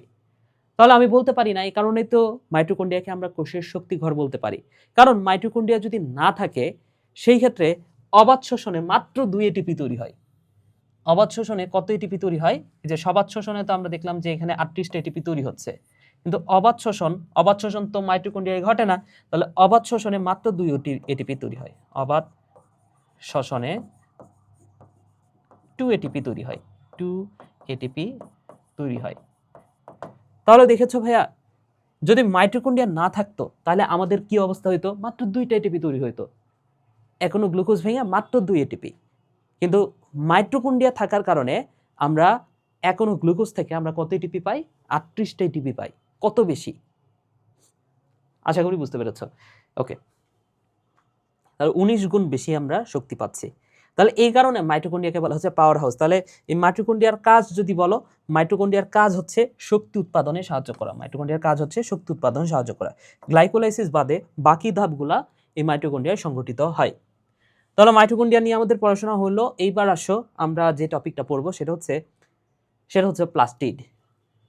তো এই প্লাস্টিড এটা মোট 3 ধরনের, তোমরা জানো। প্লাস্টিড 3 ধরনের, একটা হচ্ছে chloroplast, chromoplast and leucoplast. So plastid এটা 3 ধরনের, একটা হচ্ছে chloroplast, chromoplast and leucoplast. So এখানে একটা ক্লোরোপ্লাস্টের গঠন দেখানো আছে। সো ক্লোরোপ্লাস্টের গঠন কিভাবে গঠিত হয় সেটা আমি একটু দেখাই। প্লাস্টিডের কাজ যদি বলো, আচ্ছা প্লাস্টিডের অপর নাম বলি, এটা তোমাদের বইয়ে দেয়া নাই। দেখো, এটাকে বলা হয় কোষের রান্নাঘর। প্লাস্টিডকে কি নামে ডাকা হয় ভাইয়া? কোষের রান্নাঘর। রান্নাঘর, এটা মাথায় রাখো। কেন কোষের রান্নাঘর? কারণ এখানে শর্করা জাতীয় খাদ্য তৈরি হয়। তার মানে কি আমি বলতে পারি এই প্লাস্টিড হচ্ছে শর্করা জাতীয় খাদ্য তৈরির কারখানা। প্লাস্টিডকে বলা হয় শর্করা জাতীয় খাদ্য তৈরির কারখানা। শর্করা জাতীয় খাদ্য তৈরির কারখানা। খাদ্য তৈরির কারখানা, এই নামটাতে আমরা ডাকতে পারি শর্করা জাতীয় খাদ্য তৈরির কারখানা। এছাড়াও প্লাস্টিডকে আমরা বলতে পারি এইটা যত অঙ্গাণু এতক্ষণ ধরে আমরা পড়ছি সব অঙ্গাণুগুলোর মধ্যে সর্ববৃহৎ। তাহলে প্লাস্টিডকে বলা হয় সর্ববৃহৎ অঙ্গাণু। প্লাস্টিডকে কি নামে ডাকা হয়? এটাকে বলা হয় সর্ববৃহৎ অঙ্গাণু। এই কথাগুলা ভাইয়া মাথায় রেখো। অজ্ঞাণু লিখতেছি বারবার। সর্ববৃহৎ অঙ্গাণু বলা হয়, অঙ্গাণু বলা হয়। আশা করি বুঝতে পেরেছ। আচ্ছা, প্লাস্টিড পড়ার আগে আমরা মাইটোকন্ড্রিয়া সম্পর্কে আর একটু কথা বলবো। দেখো মাইটোকন্ড্রিয়া, আচ্ছা প্লাস্টিড নিয়ে একটু পড়ে ফেলি। দেখো প্লাস্টিডের ভেতরে কি কি আছে, প্লাস্টিডের গঠনটা একটু আগায় আমি তোমাদেরকে দেখাই। একটা প্লাস্টিড বা ক্লোরোপ্লাস্টের কথা যদি বলি, ক্লোরোপ্লাস্টের কথা বলে ভালো হয়। সো ক্লোরোপ্লাস্টের গঠনটা আমি একটু দেখাই। তাহলে ওই যে মাইটোকন্ড্রিয়ার মতোই ক্লোরোপ্লাস্ট।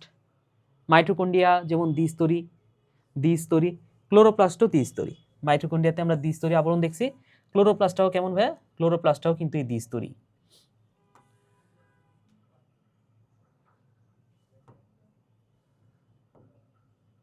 ওকে, তাহলে এই হচ্ছে দ্বিস্তরী আবরণ। তাহলে ক্লোরোপ্লাস্টের এই যে স্তর, দ্বিস্তরী আবরণ,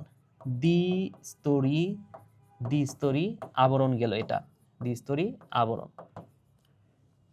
এবার এই দ্বিস্তরীর ভেতরে কি কি আছে সেটা আমি একটু বলে দিই। দেখো এর ভেতরে ওইখানে মাইটোকন্ড্রিয়ার অন্তঃমেমব্রেন দ্বারা যে আবৃত যে প্রকোষ্ঠ, সেইখানে কি ছিল? ম্যাট্রিক্স ছিল। তো এইখানে যে ম্যাট্রিক্সটা, এই দ্বিস্তরী আবরণ দ্বারা আবৃত এই জায়গাটাতে যে ম্যাট্রিক্সটা আছে, এই ম্যাট্রিক্সটাকে বলা হয় স্ট্রোমা। তাহলে ক্লোরোপ্লাস্টের ক্ষেত্রে এই ম্যাট্রিক্সটাকে আমরা কি নামে ডাকতে পারি? এটাকে আমরা বলি স্ট্রোমা। আচ্ছা, এছাড়াও এর ভেতরে কি আছে? তোমরা 1 টাকার কয়েন আছে না, 1 টাকার কয়েন বা 5 টাকার যে কয়েন, ছোটবেলাতে একটার পর একটা সাজায় এভাবে টাওয়ার তৈরি করতে না? আমার কাছে মনে হয় কয়েন আছে কিছু, আমি একটু তোমাদেরকে দেখাই। ওকে, আমার কাছে কিছু কয়েন রাখছি তোমাদের জন্য রাখি নাই, অ্যাকচুয়ালি এটা রাখছি চা খাওয়ার জন্য। কেন 1 টাকা 2 টাকা দিয়ে চা খাই? আমাদের এখানে একটা চা পাওয়া যায়, চায়ের দাম হচ্ছে 8 টাকা, বুঝছো? তো 10 টাকা দিলে 2 টাকা করে ফেরত দেয়। তো এইভাবে 2 টাকা করে জমাতে অনেকগুলো 2 টাকা হয়ে গেছে রুমে।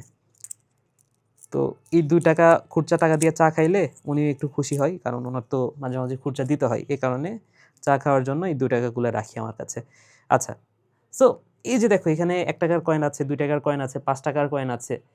তো ধরে নাও এই যে এইটা একটা কয়েন, এরকম আমি 10টা কয়েন এভাবে সাজাইলে দেখো তো একটা টাওয়ার হয়ে গেল না? এই যে টাওয়ার, এই টাওয়ারের মতো কিছু গঠন দেখা যায় এই ক্লোরোপ্লাস্টের ভেতরে। ধরে নাও এখানে কিছু 5 টাকার কয়েন তুমি সাজাও। এই যে এটা একটা 5 টাকার কয়েন, এটা একটা 5 টাকার কয়েন,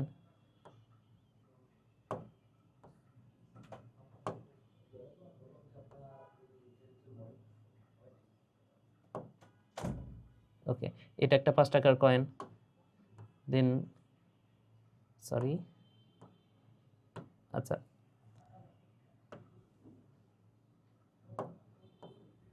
এটা একটা 5 টাকার কয়েন। এভাবে বেশ কয়েকটা কয়েন তুমি সাজাও। হ্যাঁ,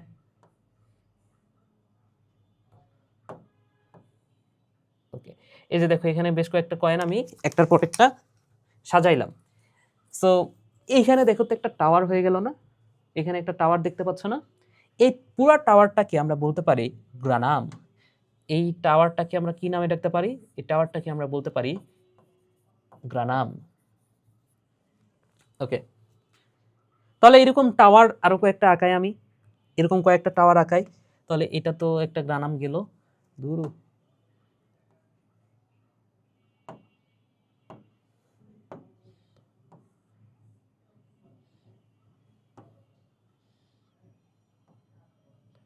আচ্ছা, আবারও ম্যানুয়ালি আঁকাইতে হবে, কিচ্ছু করার নেই।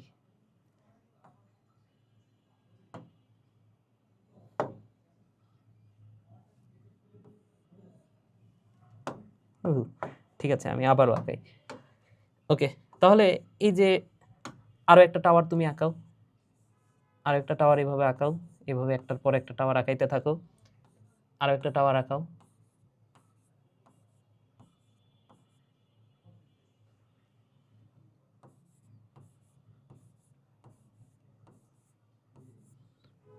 ওকে, এখানে একটা টাওয়ার আঁকাই। তাহলে দেখো অনেকগুলা গ্রানাম আঁকাইছি আমি, অনেকগুলা গ্রানাম আঁকাইছি। তো এই গ্রানামগুলা না একটা নলের মাধ্যমে আবার যুক্ত থাকে। তো এই গ্রানামগুলা কি করে বলতো?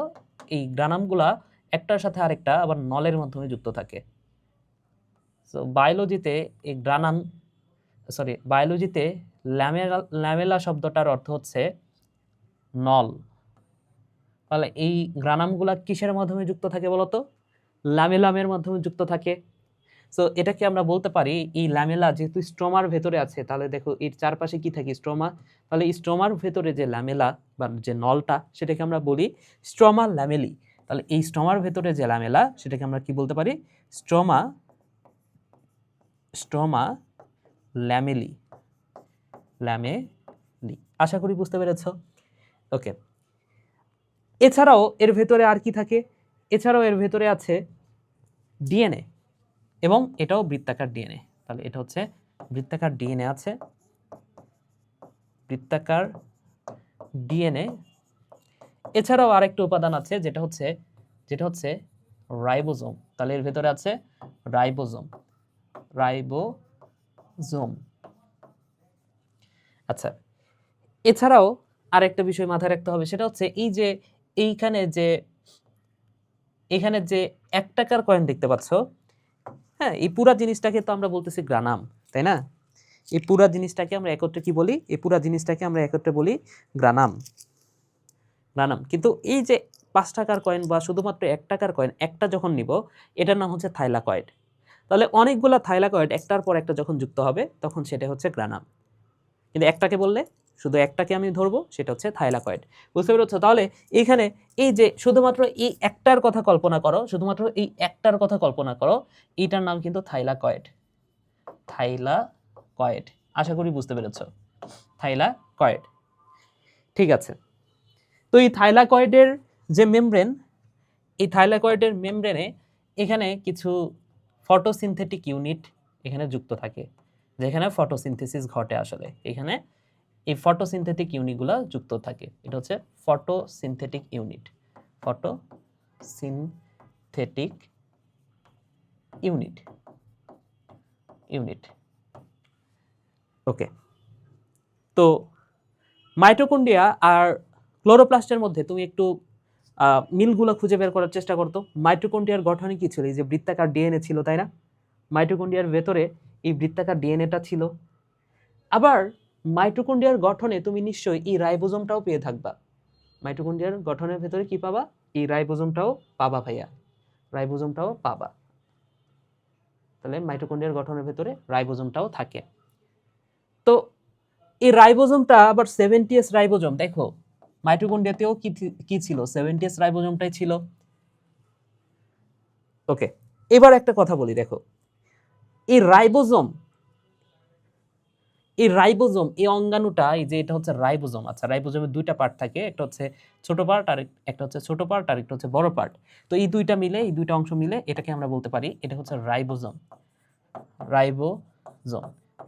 তো এই রাইবোজোম, এটা তো একটা অঙ্গাণু, রাইট? রাইবোজোমকে কি নামে ডাকতে পারি আমরা? রাইবোজোম হচ্ছে একটা অঙ্গাণু। এখন সে নিজে একটা অঙ্গাণু হয়ে অন্য একটা অঙ্গাণুর ভেতরে আছে। দেখো তো, সে নিজেই তো একটা অঙ্গাণু, সে নিজেই একটা অঙ্গাণু না, সে আরেকটা অঙ্গাণুর ভেতরে আছে। তাহলে আমি এই রাইবোজোমকে কি নামে ডাকতে পারি? এটাকে আমরা বলতে পারি অঙ্গাণুর ভেতরে অঙ্গাণু। তার মানে কি, রাইবোজোমকে আমরা যে নামে ডাকতে পারি, এই রাইবোজোমের অপর নাম হচ্ছে, এটাকে বলা হয় অঙ্গাণুর ভেতরে অঙ্গাণু। রাইবোজোমকে বলা হয় অঙ্গাণুর ভেতরে অঙ্গাণু। অঙ্গাণুর ভেতরে ভেতরে অঙ্গাণু বলা হয়, অঙ্গাণু বলা হয়। এছাড়াও রাইবোজোমকে আরো একটা নামে ডাকা হয়, রাইবোজোমকে বলা হয়, রাইবোজোমের মাধ্যমে প্রোটিন তৈরি হয়, এই কারণে রাইবোজোমকে বলা হয় প্রোটিন ফ্যাক্টরি। এটাকে বলা হচ্ছে প্রোটিন ফ্যাক্টরি। রাইবোজোমকে কি নামে ডাকা হয় ভাইয়া? রাইবোজোমকে বলা হয় প্রোটিন ফ্যাক্টরি। কেন? কারণ রাইবোজোমে প্রোটিন তৈরি হয়। রাইবোজোমে কি তৈরি হয়? প্রোটিন তৈরি হয়, এই কারণে রাইবোজোমকে বলা হচ্ছে প্রোটিন ফ্যাক্টরি। ঠিক আছে, ওকে। তো রাইবোজোম কেন বস লেভেলের অঙ্গাণু? রাইবোজোম কেন বস? কারণ রাইবোজোমে প্রোটিন তৈরি হয়। প্রশ্ন হচ্ছে ভাইয়া প্রোটিন কি? প্রোটিন হচ্ছে, দেখো আমাদের চুল, এটা একটা প্রোটিন, আমাদের নখ প্রোটিন, আমাদের লোম প্রোটিন, আমাদের মাংস প্রোটিন, আমাদের হাড় হাড্ডি প্রোটিন, আমাদের দাঁত প্রোটিন, আমাদের দেহে যা আছে সব প্রোটিন। ঠিক আছে, আমাদের দেহে যত কিছু আছে সবই প্রোটিন। তাহলে প্রোটিনটা তৈরি করতেছে কে? প্রোটিনটা তৈরি করতেছে রাইবোজোম। তাহলে রাইবোজোমকে আমি বস লেভেলের অঙ্গাণু বলতে পারি না। তাহলে একটা কথা মনে রাখো, এই রাইবোজোম এই হচ্ছে বস, বস লেভেলের অঙ্গাণু, বস লেভেলের অঙ্গাণু। এখন এই রাইবোজোমটা তো আমাদের কোষের মধ্যে এমনিতেই আছে। রাইবোজোমটা কোথায় আছে বলতো? আমাদের কোষের ভেতরে এমনিতেই আছে না? এছাড়াও মাইটোকন্ড্রিয়ার ভেতরে থাকে, ক্লোরোপ্লাস্টের ভেতরে থাকে। তাহলে আমাদের কোষের ভেতরে এমনিতেই আছে, পাশাপাশি মাইটোকন্ড্রিয়ার ভেতরে আছে, ক্লোরোপ্লাস্টের ভেতরে আছে, যেগুলো নিজেরাই অঙ্গাণু। আচ্ছা, এই রাইবোজোমটা আরো একটা জায়গাতে তুমি পাইছো। কোথায় পাইছো? একটু মাথা খাটাও তো। রাইবোজোমটা তুমি আরেকটা জায়গাতে দেখছো, একটু চিন্তা করে বইলো তো ভাইয়া, মানে মনে মনে ভাবো তো যে আর কোথায় রাইবোজোমটা পাওয়া গেছে। ঠিক আছে, যদি মনে না পড়ে আমি তোমাদেরকে একটু মনে করাই দিই। দেখো, একদম শুরুতে যাই আমরা। একদম শুরুতে গেলে যখন আমরা আদি কোষ আর প্রকৃত কোষের মধ্যে পার্থক্য দেখছি, সেইখানে আমরা দেখতে পাইছি যে আদি কোষে কিচ্ছু থাকে না, একটা জিনিস থাকে, সেটা হচ্ছে রাইবোজোম। কিচ্ছু নাই, একটা জিনিস আছে, নামটা হচ্ছে রাইবোজোম। দেখছো কেন রাইবোজোমকে আমি সেই সময়টাতে বলছিলাম রাইবোজোম হচ্ছে একটা বস লেভেলের অঙ্গাণু? একটা ব্যাকটেরিয়া, তার কিচ্ছু নাই ভাই, তো তার কি আছে বলতো? রাইবোজোম আছে। এখানে ছিলাম না, ওকে, এখানে ছিলাম, ওকে। সো একটা ব্যাকটেরিয়ার কথা চিন্তা করো, এটা হচ্ছে একটা ব্যাকটেরিয়া, তার কিচ্ছু নাই, কিন্তু আছে রাইবোজোম। ঠিক তেমনি মাইটোকন্ড্রিয়া আমরা দেখলাম যে মাইটোকন্ড্রিয়া এর নিজে একটা অঙ্গাণু, এরও আছে রাইবোজোম, এরও আছে রাইবোজোম।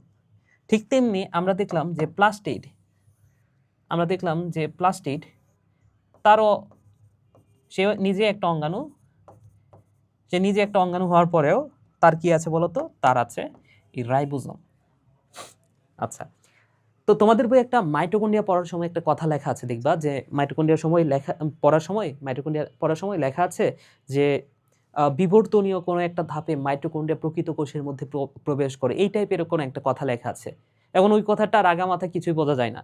তোমাদের মানে বায়োলজি বইটা তো ফালতু, এই বইটা পড়ে আসলে তুমি বোঝার চেয়ে তোমার কাছে মনে হবে যে মুখস্থ বিদ্যা বেশি। এই কারণে বায়োলজি 9-10-এ সবাই হেট করে, আমি নিজেও করতাম। ইন্টারে ওঠার পরে যখন বায়োলজি বুঝতে শিখছি, সেই সময়টাতে বায়োলজি ভাল লাগছে। ঠিক আছে, তো একটা ওয়ার্ড মনে রাখো, ওয়ার্ডটা হচ্ছে এন্ডোসিম্বায়ন্ট।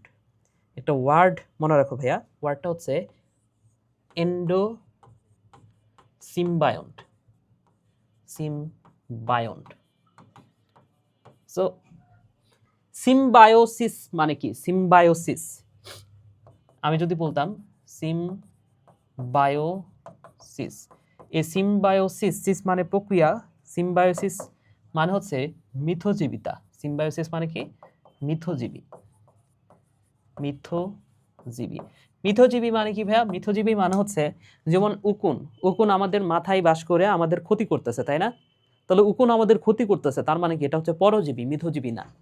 কিন্তু কোন একটা প্রাণী যদি আমাদের দেহের ভেতরে বাস করে আমাদের দেহের উপকার করে, আবার বিনিময়ে আমার দেহ থেকে সেও উপকার পায়, সেটা হচ্ছে মিথজীবী। অর্থাৎ দুইটা জীব একসাথে বাস করে একে অপরের উপকার করলে সেটা হচ্ছে মিথজীবিতা।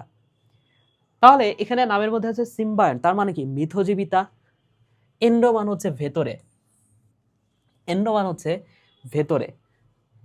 তাহলে ভেতরে মিথজীবিতা, কিসের ভেতরে? কোষের ভেতরে মিথজীবিতা। তো একটা কোষের কথা চিন্তা করো, ধরে নাও এটা হচ্ছে একটা কোষ। কোষের ভেতরে একদম কেন্দ্রে কি থাকে? নিউক্লিয়াস থাকে। এছাড়াও গোলজি বডি আছে, এন্ডোপ্লাজমিক রেটিকুলাম আছে, সেন্ট্রোজোম আছে, অনেক কিছু আছে।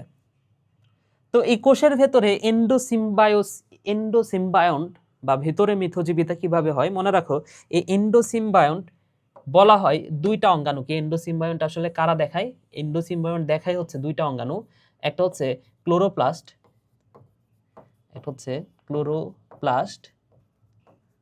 এবং আরেকটা হচ্ছে মাইটোকন্ড্রিয়া। আরেকটা অঙ্গাণু হচ্ছে মাইটোকন্ড্রিয়া, ক্লোরোপ্লাস্ট অ্যান্ড মাইটোকন্ড্রিয়া। তো এই দুইটা অঙ্গাণুকে বলা হচ্ছে এন্ডোসিম্বায়ন্ট। কেন? কারণ এই ব্যাকটেরিয়া, দেখো তো ভাইয়া, ব্যাকটেরিয়া এটা হচ্ছে একটা ব্যাকটেরিয়া একটা আলাদা এন্টিটি না? ব্যাকটেরিয়া হচ্ছে আলাদা একটা জীব। ব্যাকটেরিয়াকে তো আমরা একটা জীব বলতে পারি, তাই না? সো ব্যাকটেরিয়া কি? ব্যাকটেরিয়া হচ্ছে একটা সম্পূর্ণ আলাদা জীব না? এবং ব্যাকটেরিয়াটা দেখতে কিসের মতো? সম্পূর্ণ এই যে ক্লোরোপ্লাস্ট বা মাইটোকন্ড্রিয়ার মতো। কেন?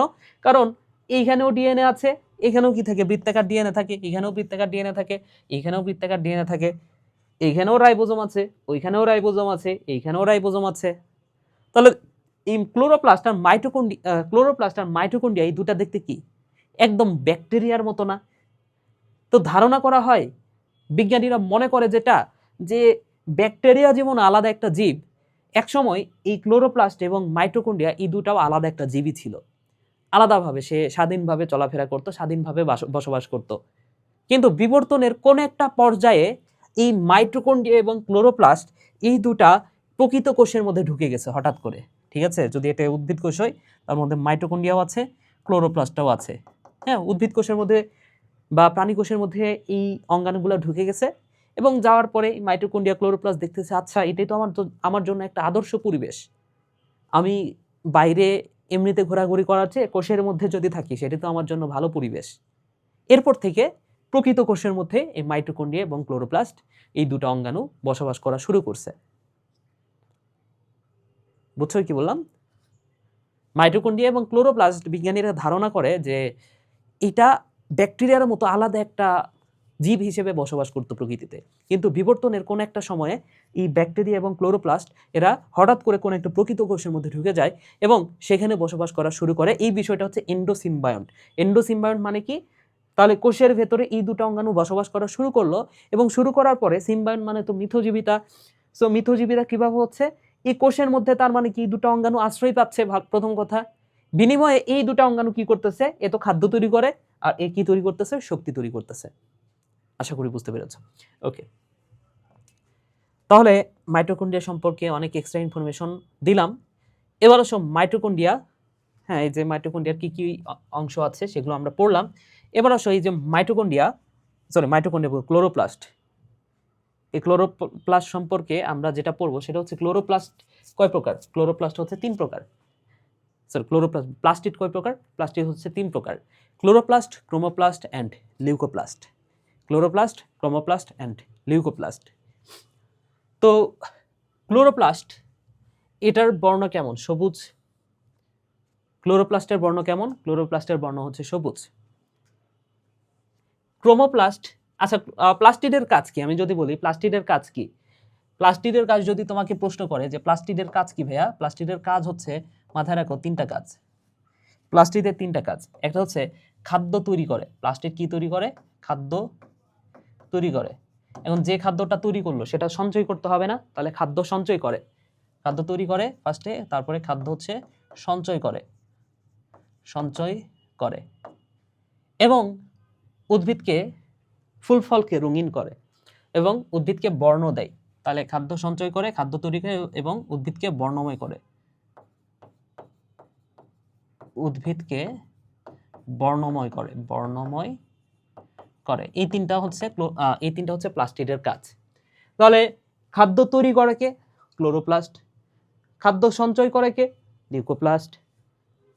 উদ্ভিদকে বর্ণময় করে কে? ক্রোমোপ্লাস্ট। ঠিক আছে, এই হচ্ছে বিষয়। আচ্ছা, এখন এই যে ক্লোরোপ্লাস্ট, এটার বর্ণ হচ্ছে সবুজ। ক্রোমোপ্লাস্ট, তোমরা ক্রোমোজোম নামটা পড়ছো না? ক্রোমোজোম মানে কি? রঙিন বস্তু। তো এখানে নামের শুরুতে হচ্ছে ক্রোম, আর এই ক্রোম কথাটার অর্থ গুগল ক্রোম না, এই ক্রোম কথাটার অর্থ হচ্ছে রং। ক্রোম কথাটার অর্থ ভাইয়া মনে রাখো রং। তাহলে রঙিন যে প্লাস্টিড সেটা হচ্ছে ক্রোমোপ্লাস্ট। আর লিউকোসাইট নাম শুনছো না? Erythrocyte, leucocyte. সো লিউকো মানে হচ্ছে সাদা, লিউকো কথাটার অর্থ হচ্ছে সাদা, এরিথ্রো মানে হচ্ছে লাল। সো লিউকোসাইট, লিউকো মানে হচ্ছে সাদা। তাহলে সাদা যে প্লাস্টিড বা বর্ণহীন যে প্লাস্টিড সেটা হচ্ছে লিউকোপ্লাস্ট। তাহলে ক্লোরোপ্লাস্ট কোথায় অবস্থান করবে? উদ্ভিদের সবুজ যত অংশ, তাই না, পাতায় অবস্থান করে মেইনলি, সবুজ পাতা। তাহলে পাতা, কচি কচি অংশ, উদ্ভিদের কচি অংশ, কাণ্ড, কচি কাণ্ড, হ্যাঁ এখানে কমা হবে না, কচি কাণ্ড একসাথে। তাহলে পাতা, কচি কাণ্ড এবং অন্যান্য সবুজ অংশে এই ক্লোরোপ্লাস্ট অবস্থান করে। ক্রোমোপ্লাস্ট রঙিন ফুলে পাওয়া যায়, রঙিন পাতার কিছু পাতা আছে রঙিন পাতা, এবং গাজরের মূলে। দেখো নর্মালি মূলে কিন্তু লিউকোপ্লাস্টটা পাওয়া যায়, ঠিক আছে, এই যে মূলে নর্মালি লিউকোপ্লাস্ট পাওয়া যায়। কিন্তু যদি বলা হয় গাজরের মূল, সেটা হচ্ছে ক্রোমোপ্লাস্ট। মনে রাখো মূলে এটা একটা মেডিকেলের প্রশ্ন ছিল, লিউকোপ্লাস্ট মূলে পাওয়া যায়। কিন্তু যদি বলা হয় গাজরের মূল, গাজরের মূল মানে হচ্ছে গাজরের ওই কমলা অংশটা, তাহলে সেটা হবে ক্রোমোপ্লাস্ট। ওকে, তাহলে লিউকোপ্লাস্ট কোথায় পাওয়া যায়? মূলে পাওয়া যাচ্ছে, ভ্রূণে পাওয়া যায়, জনন কোষে পাওয়া যায়। আচ্ছা, তাহলে জনন কোষ, ভ্রূণ, মূল। এবার আসো এই ক্লোরোপ্লাস্ট, এখানে একটা রঞ্জক থাকে যার নাম হচ্ছে ক্লোরোফিল। এই ক্লোরোফিল রঞ্জকটা থাকার কারণে এটা হচ্ছে সবুজ হয়, তাই না? সো ক্লোরোফিল থাকার কারণে এটা হচ্ছে সবুজ হয়। এছাড়াও আরেকটা রঞ্জক পদার্থ যার নাম হচ্ছে ক্যারোটিনেটস। তাহলে ক্লোরোপ্লাস্টে যে রঞ্জকগুলো থাকে, রঞ্জক পদার্থগুলোর মধ্যে ক্লোরোফিল, ক্যারোটিনেট আছে। ক্রোমোপ্লাস্ট, এইখানের যে রঙগুলো আছে, তাহলে এই দুটা রং তো সবুজ, এই দুটা রঞ্জক হচ্ছে সবুজ। এই দুটা, এখানে কয়েকটা রং আছে, যেমন জ্যান্থোফিল, এই রঞ্জকটার কারণে এই রঞ্জকটা যদি কোন একটা ফুলে থাকে, সেই ফুলটা কেমন হবে? হলুদ। জ্যান্থো নামের মধ্যে হ আছে, হ থেকে মনে রাখো হলুদ। ক্যারোটিন, কতে মনে রাখো কমলা। ফাইকো এরিথ্রিন, এরিথ্রোসাইট নাম শুনছো না? এরিথ্রোসাইট মানে কি? লোহিত রক্তকণিকা। তাহলে লোহিত মানে কি? লাল। তাহলে এরিথ্রিন যেখানে আছে, সেই রঞ্জকটার কাজ হচ্ছে কোন একটা উদ্ভিদকে লাল বর্ণ প্রদান করা।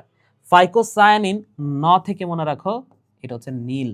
তাহলে ফাইকোসায়ানিন, নীল বর্ণের যে উদ্ভিদগুলো আছে, নীল বর্ণের কোন একটা ফুল, ফল, পাতা, সেটা হচ্ছে ফাইকোসায়ানিন থাকে সেইখানে, নতে নীল। এবং লিউকোপ্লাস্টে কোনো রঞ্জক নাই, কারণ সে তো বর্ণহীন, তার আবার রঙের দরকার কি? সে তো বর্ণহীন, তাই না? আচ্ছা, এবার আসো ক্লোরোপ্লাস্টের কাজ কি? এটা হচ্ছে খাদ্য তৈরি করে বা শর্করা তৈরি করে। ক্রোমোপ্লাস্টের কাজ কি? ফুল ফলকে আকর্ষণীয় করে পরাগায়নে সাহায্য করে, ফুল ফলকে রঙিন করে। এবং লিউকোপ্লাস্টের কাজ হচ্ছে খাদ্য সঞ্চয় করা। তাহলে আলোর সংস্পর্শে এলে লিউকোপ্লাস্ট ক্লোরোপ্লাস্টে রূপান্তরিত হতে পারে। ঠিক আছে, সো আমি যেটা বলতে পারি, দেখো ক্লোরোপ্লাস্ট, আমি যদি বলি ক্লোরোপ্লাস্ট, এই ক্লোরোপ্লাস্টকে চাইলেই আমি কিন্তু লিউকোপ্লাস্ট বানাতে পারি। ক্লোরোপ্লাস্টকে চাইলেই আমরা লিউকোপ্লাস্ট বানাইতে পারি। কিভাবে? ক্লোরোপ্লাস্টকে আমি যদি আলো না দিই সেটা লিউকোপ্লাস্ট হয়ে যাবে। আবার লিউকোপ্লাস্টকে যদি আমি আলো দিই, সানলাইট আমি যদি দিই, তাহলে সেটা লিউকোপ্লাস্টটা ক্লোরোপ্লাস্ট হয়ে যাবে। আর যদি আমি সানলাইট না দিই, তাহলে ক্লোরোপ্লাস্টটা অর্থাৎ সবুজটা সাদা হয়ে যাবে, সবুজ অংশ সাদা হয়ে যাবে। ক্লোরোপ্লাস্ট মানে হচ্ছে সবুজ, তাহলে সানলাইট না দিলে সবুজ অংশ সাদা হয়ে যাবে, সাদা হয়ে যাবে। আর যদি আমি সূর্যের আলো দিই, সাদা অংশটা কি হয়ে যাবে বলতো, ক্লোরোপ্লাস্ট হয়ে যাবে। যেমন আমি যদি একটা উদাহরণ দিই, যেমন তুমি কোনো একটা মাঠের ওপরে যদি কোনো একটা পাথর বা ইট পড়ে থাকে, ঘাসের উপরে যদি কোনো একটা পাথর বা ইট পড়ে থাকে, ওই পাথর বা ইট তুলে দেখবা যে ওইখানকার ঘাস সাদা হয়ে গেছে। কেন সাদা হয়ে গেছে? কারণ ইটের কারণে সূর্যের আলো পায় নাই, আর সূর্যের আলো না থাকলে তো সেটা সবুজ থেকে সাদা হয়ে যাবে, তাই না? তো এটাই হচ্ছে কারণ। এই কথাটা ভাইয়া মাথায় রাখতে হবে। ওকে, তাহলে আশা করি বুঝতে পেরেছো প্লাস্টিক সম্পর্কে সবকিছু আমাদের পড়া হইলো। লিউকোপ্লাস্টের কাজ কি? এটা হচ্ছে খাদ্য সঞ্চয় করে। 3 ধরনের খাদ্য আছে, শর্করা, প্রোটিন, লিপিড। তো 3 ধরনের জন্য 3 ধরনের লিউকোপ্লাস্ট আছে। তো এগুলো তোমাদের বই আলোচনা নাই, আমিও আলোচনা করতে চাচ্ছি না এই কারণে। আসো আমরা কিছু এমসিকিউ সলভ করি। কোষঝিল্লির ভাঁজকে কি বলা হচ্ছে? কোষঝিল্লির ভাঁজকে বলা হয়, আচ্ছা কোষঝিল্লি নিয়ে পড়া হয় না, তাই না? তো এই যে কোষঝিল্লি পড়াইতে চাইছিলাম কিন্তু ভুলে গেছি পরে। তো এই যে কোষঝিল্লির এরকম ভাঁজ থাকে। কোষঝিল্লি কোথায় থাকে বলতো? প্রাণীকোষ এবং উদ্ভিদ কোষ দুই জায়গাতে থাকে। তো এখানে যে ভাঁজগুলা, এটাকে বলা হচ্ছে মাইক্রোভিলাই। কোষঝিল্লির যে ভাঁজগুলা সেগুলো হচ্ছে মাইক্রোভিলাই। তাহলে মাইক্রোভিলাই বা মাইক্রোভিলি, ঠিক আছে? তাহলে কোষঝিল্লির যে ভাঁজ সেটাকে বলতে পারি আমরা মাইক্রোভিলি। ওকে, একটা ছোট্ট বিষয় বলতে ভুলে গেছি, সেটা একটু বলে নিই। এখানে দেখো আমি বলছি না যে গ্রানাম, এই পুরা জিনিসটাকে আমরা কি নামে রাখতে পারি? এই পুরা জিনিসটাকে আমরা বলি গ্রানাম। তো নামের শেষে আছে আম। বইয়ের কোনো কোনো জায়গাতে দেখবা গ্রানা শব্দটা আছে, বইয়ের কোনো কোনো জায়গাতে গ্রানাম না বলে কি বলা আছে? গ্রানা বলা আছে, অর্থাৎ শেষে আছে আ। দুইটা জিনিস কি সেম? না, দুইটা জিনিস সেম না। মানে সেম ঠিক আছে, কিন্তু একটা হচ্ছে একবচন আর একটা হচ্ছে বহুবচন। অর্থাৎ এইখানে দেখো তো কয়টা গ্রানা দেখতে পাচ্ছ? গ্রানাম কয়টা দেখতে পাচ্ছ? 1টা 2টা 3টা 4টা 5টা। তাহলে প্রত্যেকটাকে আমি যদি ইন্ডিভিজুয়ালি বলি, এটা হচ্ছে একটা গ্রানাম, এটা একটা গ্রানাম, এটা একটা গ্রানাম, অর্থাৎ গ্রানাম মানে একবচন। আর যদি আমি সবগুলাকে একত্রে বলি তাহলে আমি বলবো গ্রানাম। বুঝছো? গ্রানাম। তাহলে মনে রাখো কোন নামের, সরি, যদি সবগুলাকে একসাথে বলি তাহলে সেটা হবে গ্রানা। ঠিক আছে? তো কোন নামের শেষে যদি দেখো আম শব্দটা আছে, আম থাকার অর্থ হচ্ছে এটা একবচন। আর যদি কোনো নামের শেষে আ থাকে সেটা হচ্ছে বহুবচন। এটা বায়োলজির এই বিষয়গুলো একটু মাথায় রাখতে হবে। তাহলে যখন শুধু একটাকে বলতেছে সেটা হচ্ছে গ্রানাম, যদি আমি সবগুলাকে একসাথে বলি সেটা হচ্ছে গ্রানা। ওকে, এবার আসো আমরা আরো কিছু এমসিকিউ দেখি। ছত্রাকের কোষপ্রাচীর কি দ্বারা গঠিত? কাইটিন। এগুলো নিয়ে আমাদের কোনো সন্দেহ নাই। নিচের কোনটি সূর্যমুখী ফুলে পাওয়া যায়? সূর্যমুখী ফুলটা কেমন? হলুদ, তাই না? আর এগুলো কিন্তু তোমাদের বইয়ে দেয় নাই, তারপরেও কিন্তু প্রশ্ন হচ্ছে। তাহলে জ্যান্থোফিল, হ মানে হচ্ছে হলুদ, এই যে জ্যান্থোফিল, হ মানে কি? হ থেকেই মনে রাখো হলুদ। তাহলে অ্যান্সারটা কি হবে? জ্যান্থোফিল হবে, তাই না? ওকে, ক অঙ্গাণুটার ভেতরে অবস্থান করে কি? ক অঙ্গাণুটা কি? ক্লোরোপ্লাস্টের ভেতরে কি অবস্থান করতেছে? ক্যারোটিনেট অবস্থান করে, তাই না? এই যে ক্লোরোপ্লাস্টের ভিতরে ক্যারোটিনেট এন্ড ক্লোরোফিল থাকে। তাহলে অ্যান্সারটা হচ্ছে ক্যারোটিনেট। চিত্রে ক চিহ্নিত অঙ্গাণুটা সূর্যালোককে আবদ্ধ করে। হ্যাঁ, সূর্যালোককে আবদ্ধ করে শর্করা জাতীয় খাদ্য তৈরি করে। সূর্যালোককে রাসায়নিক শক্তিতে রূপান্তর করে। হ্যাঁ, খাদ্যটা তৈরি হচ্ছে, এটা আমরা সালোক সংশ্লেষণে পড়ব। ওকে, উৎসেচক উৎপন্ন করে, এনজাইম তৈরি করে না। এই অঙ্গাণুটা এনজাইম তৈরি করে না, এনজাইম তৈরি করে হচ্ছে গোলজি বডি। তো অ্যান্সারটা হচ্ছে 1 আর 2। ভালো কথা। এরপর আসো, মাইটোকন্ড্রিয়ার ভেতরের ভাঁজকে কি বলে? মাইটোকন্ড্রিয়ার ভেতরের ভাঁজকে বলা হচ্ছে ক্রিস্টি। এরপরে দেখো, মাইটোকন্ড্রিয়ার অংশ কোনটা? ক্রিস্টি এবং ঝিল্লি। গ্রানা হচ্ছে ক্লোরোপ্লাস্টের অংশ, অর্থাৎ 1 আর 3। চিত্র এক্স এর গঠন ব্যাখ্যা করতে বলছে। আচ্ছা, একটা সৃজনশীল, 2টা সৃজনশীল আমরা দেখব, 2টা না 3টা দেখব। আল্লাহ, আরেকটা আছে 4টা। তো 4টা সৃজনশীল কেন এই ছোট্ট একটা টপিক থেকে? কারণ মাইটোকন্ড্রিয়া এবং ক্লোরোপ্লাস্ট এই দুটা হচ্ছে এই অধ্যায়ের বস লেভেলের টপিক, এবং প্রশ্ন যদি হয় মাইটোকন্ড্রিয়া এবং ক্লোরোপ্লাস্ট থেকে আসার সম্ভাবনা অনেক অনেক বেশি। আচ্ছা, তো চিত্র এক্স এর গঠন ব্যাখ্যা করতে বলছে, এগুলো আমি আর বিস্তারিত বলবো না কারণ এগুলো অলরেডি পড়ে ফেলছি। তোমরা নিজেরা এই জিনিসগুলো সলভ করবো, আমি জাস্ট কি পয়েন্টগুলো ধরাই দিব, তোমরা নিজেরা সলভ করবা। যদি কোনো জায়গাতে প্রবলেম ফেস করো আমি তো আছি তোমাদের জন্য, তাই না? ওকে, সো চিত্র এক্স এর গঠন, চিত্র এক্স মানে কি মাইটোকন্ড্রিয়া, মাইটোকন্ড্রিয়ার গঠনটা ব্যাখ্যা করতে বলছে। তাহলে মাইটোকন্ড্রিয়ার ভেতর কি কি আছে এগুলো আমরা পড়ছি, সেগুলো ব্যাখ্যা করবা, চিত্রটা আঁকাবা। উদ্ভিদ জীবনে এর গুরুত্ব বিশ্লেষণ করতে বলছে। সো উদ্ভিদ জীবনে কিসের গুরুত্ব, মেবি ওয়াই এর গুরুত্ব বলছে। সো উদ্ভিদ জীবনে ওয়াই এর গুরুত্ব হচ্ছে এটা খাদ্য তৈরিতে সালোক সংশ্লেষণ প্রক্রিয়ায় ব্যবহৃত হয়। ওয়াই কি তোমার ব্যাখ্যা করতে হবে, ওয়াই হচ্ছে একটা ক্লোরোপ্লাস্ট। কেন ক্লোরোপ্লাস্ট, এখানে কি কি আছে সেটা আমাদের জানতে হবে বা ব্যাখ্যা করতে হবে। দেন এর থাইলাকয়েড মেমব্রেনে আমি বলছি না যে ফটোসিনথেটিক ইউনিট থাকে, যেহেতু এখানে ফটোসিনথেটিক ইউনিট থাকে, এই ফটোসিনথেটিক ইউনিটে কি হয় বলতো, ফটোসিনথেসিস হয়। এখানে ছোট্ট একটা বিষয় আমি ব্যাখ্যা করে দিই ক্লোরোপ্লাস্ট সম্পর্কে।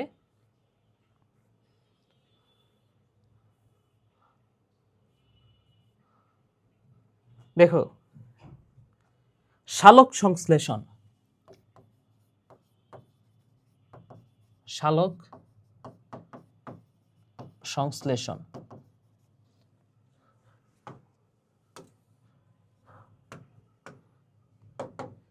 সালোক সংশ্লেষণ এটাকে আমরা দুইটা পর্যায়ে ভাগ করতে পারি।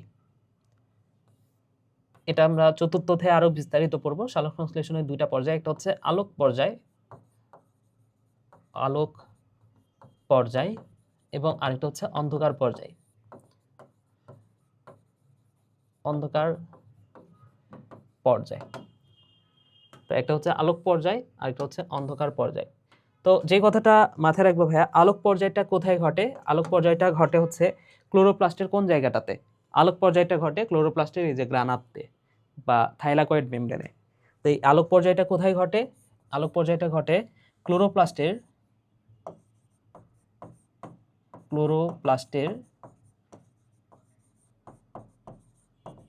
থাইলাকয়েড মেমব্রেনে, থাইলাকয়েড মেমব্রেনে ঘটে। আর অন্ধকার পর্যায়টা কোথায় ঘটে? এটা ঘটে ক্লোরোপ্লাস্টের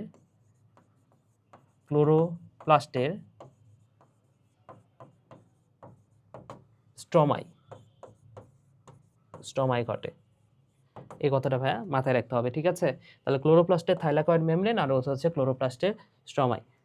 এবং তোমরা হচ্ছে সালোক সংশ্লেষণ, আচ্ছা এখন আর কোনো কিছু ব্যাখ্যা না করি কারণ সালোক সংশ্লেষণ নিয়ে তো আমাদের পরে পড়াই আছে।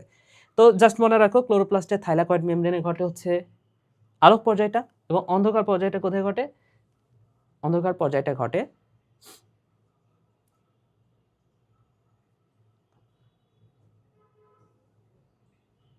ক্লোরোপ্লাস্টের স্ট্রমায়। ওকে, তাহলে এই যে সালোক সংশ্লেষণে খাদ্য তৈরি হয়, এটা হচ্ছে ক্লোরোপ্লাস্টের গুরুত্ব। আসো আমরা সামনের দিকে আগাই। এই চিত্রের গঠন ব্যাখ্যা করতে বলছে। তাহলে এই যে আমরা কোষ প্রাচীরের গঠন খুব সুন্দর মতো ব্যাখ্যা করছি এবং শিখাইছি তোমাদের। তাহলে চিত্রসহ চিত্রের গঠনটাই তো বলছে। সো চিত্রের গঠনটা তুমি আশা করি এখন ইজিলি তুমি দেখাইতে পারবা। বি এবং সি চিহ্নিত সাইটোপ্লাজমিক অঙ্গাণুর গুরুত্ব উদ্ভিদের জীবনে অপরিসীম ব্যাখ্যা করতে বলছে। সো বি কি? মাইটোকন্ড্রিয়া, এবং সি হচ্ছে ক্লোরোপ্লাস্ট। তাহলে বির কাজ কি? এখানে হচ্ছে সবাত শোষণের 3টা ধাপ হয় এবং 3টা ধাপের মাধ্যমে বেশিরভাগ শক্তি এখান থেকে তৈরি হয়। সি কি? ক্লোরোপ্লাস্টের মাধ্যমে, ওইটার মাধ্যমে তো বেশিরভাগ শক্তি তৈরি হচ্ছে। আর এখানে ক্লোরোপ্লাস্টের মাধ্যমে উদ্ভিদ খাদ্য তৈরি করে। এই ক্লোরোপ্লাস্ট যদি না থাকতো উদ্ভিদ খাদ্য তৈরি করতে পারতো না। এর কারণে পুরা জীব প্রজাতি কিন্তু ধ্বংস হয়ে যাইতো। জীববিজ্ঞান ক্লাসে শিক্ষক কোষের বিভিন্ন অঙ্গাণু ব্যাখ্যায় একটি অঙ্গাণুর কথা বললেন যা বিজ্ঞানী বেন্দা কর্তৃক আবিষ্কৃত। অর্থাৎ বিজ্ঞানী বেন্দা কোন অঙ্গাণুটা আবিষ্কার করছে? নিশ্চয় মাইটোকন্ড্রিয়া। তাহলে এখানে মাইটোকন্ড্রিয়ার কথা বলা হচ্ছে। অপর একটি অঙ্গাণুর কথা বললেন যা প্রধান কাজ হচ্ছে খাদ্য প্রস্তুত করা, অর্থাৎ ক্লোরোপ্লাস্ট।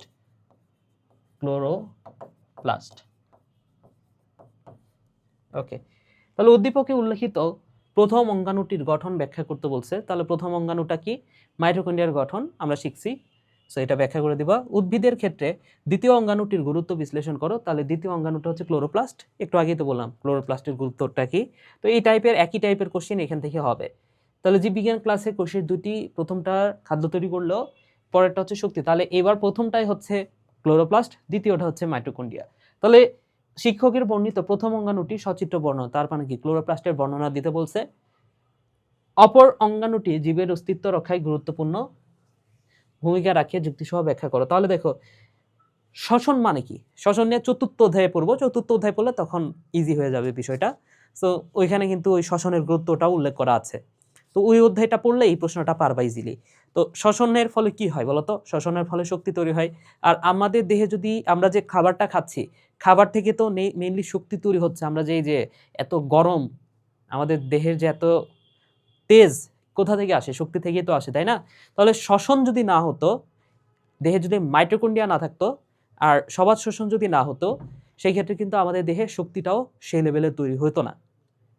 তাহলে শক্তি তৈরি করার জন্য বা শক্তি যদি তৈরি না হইতো আমরা কোনো কাজ করতে পারতাম? অবশ্যই পারতাম না।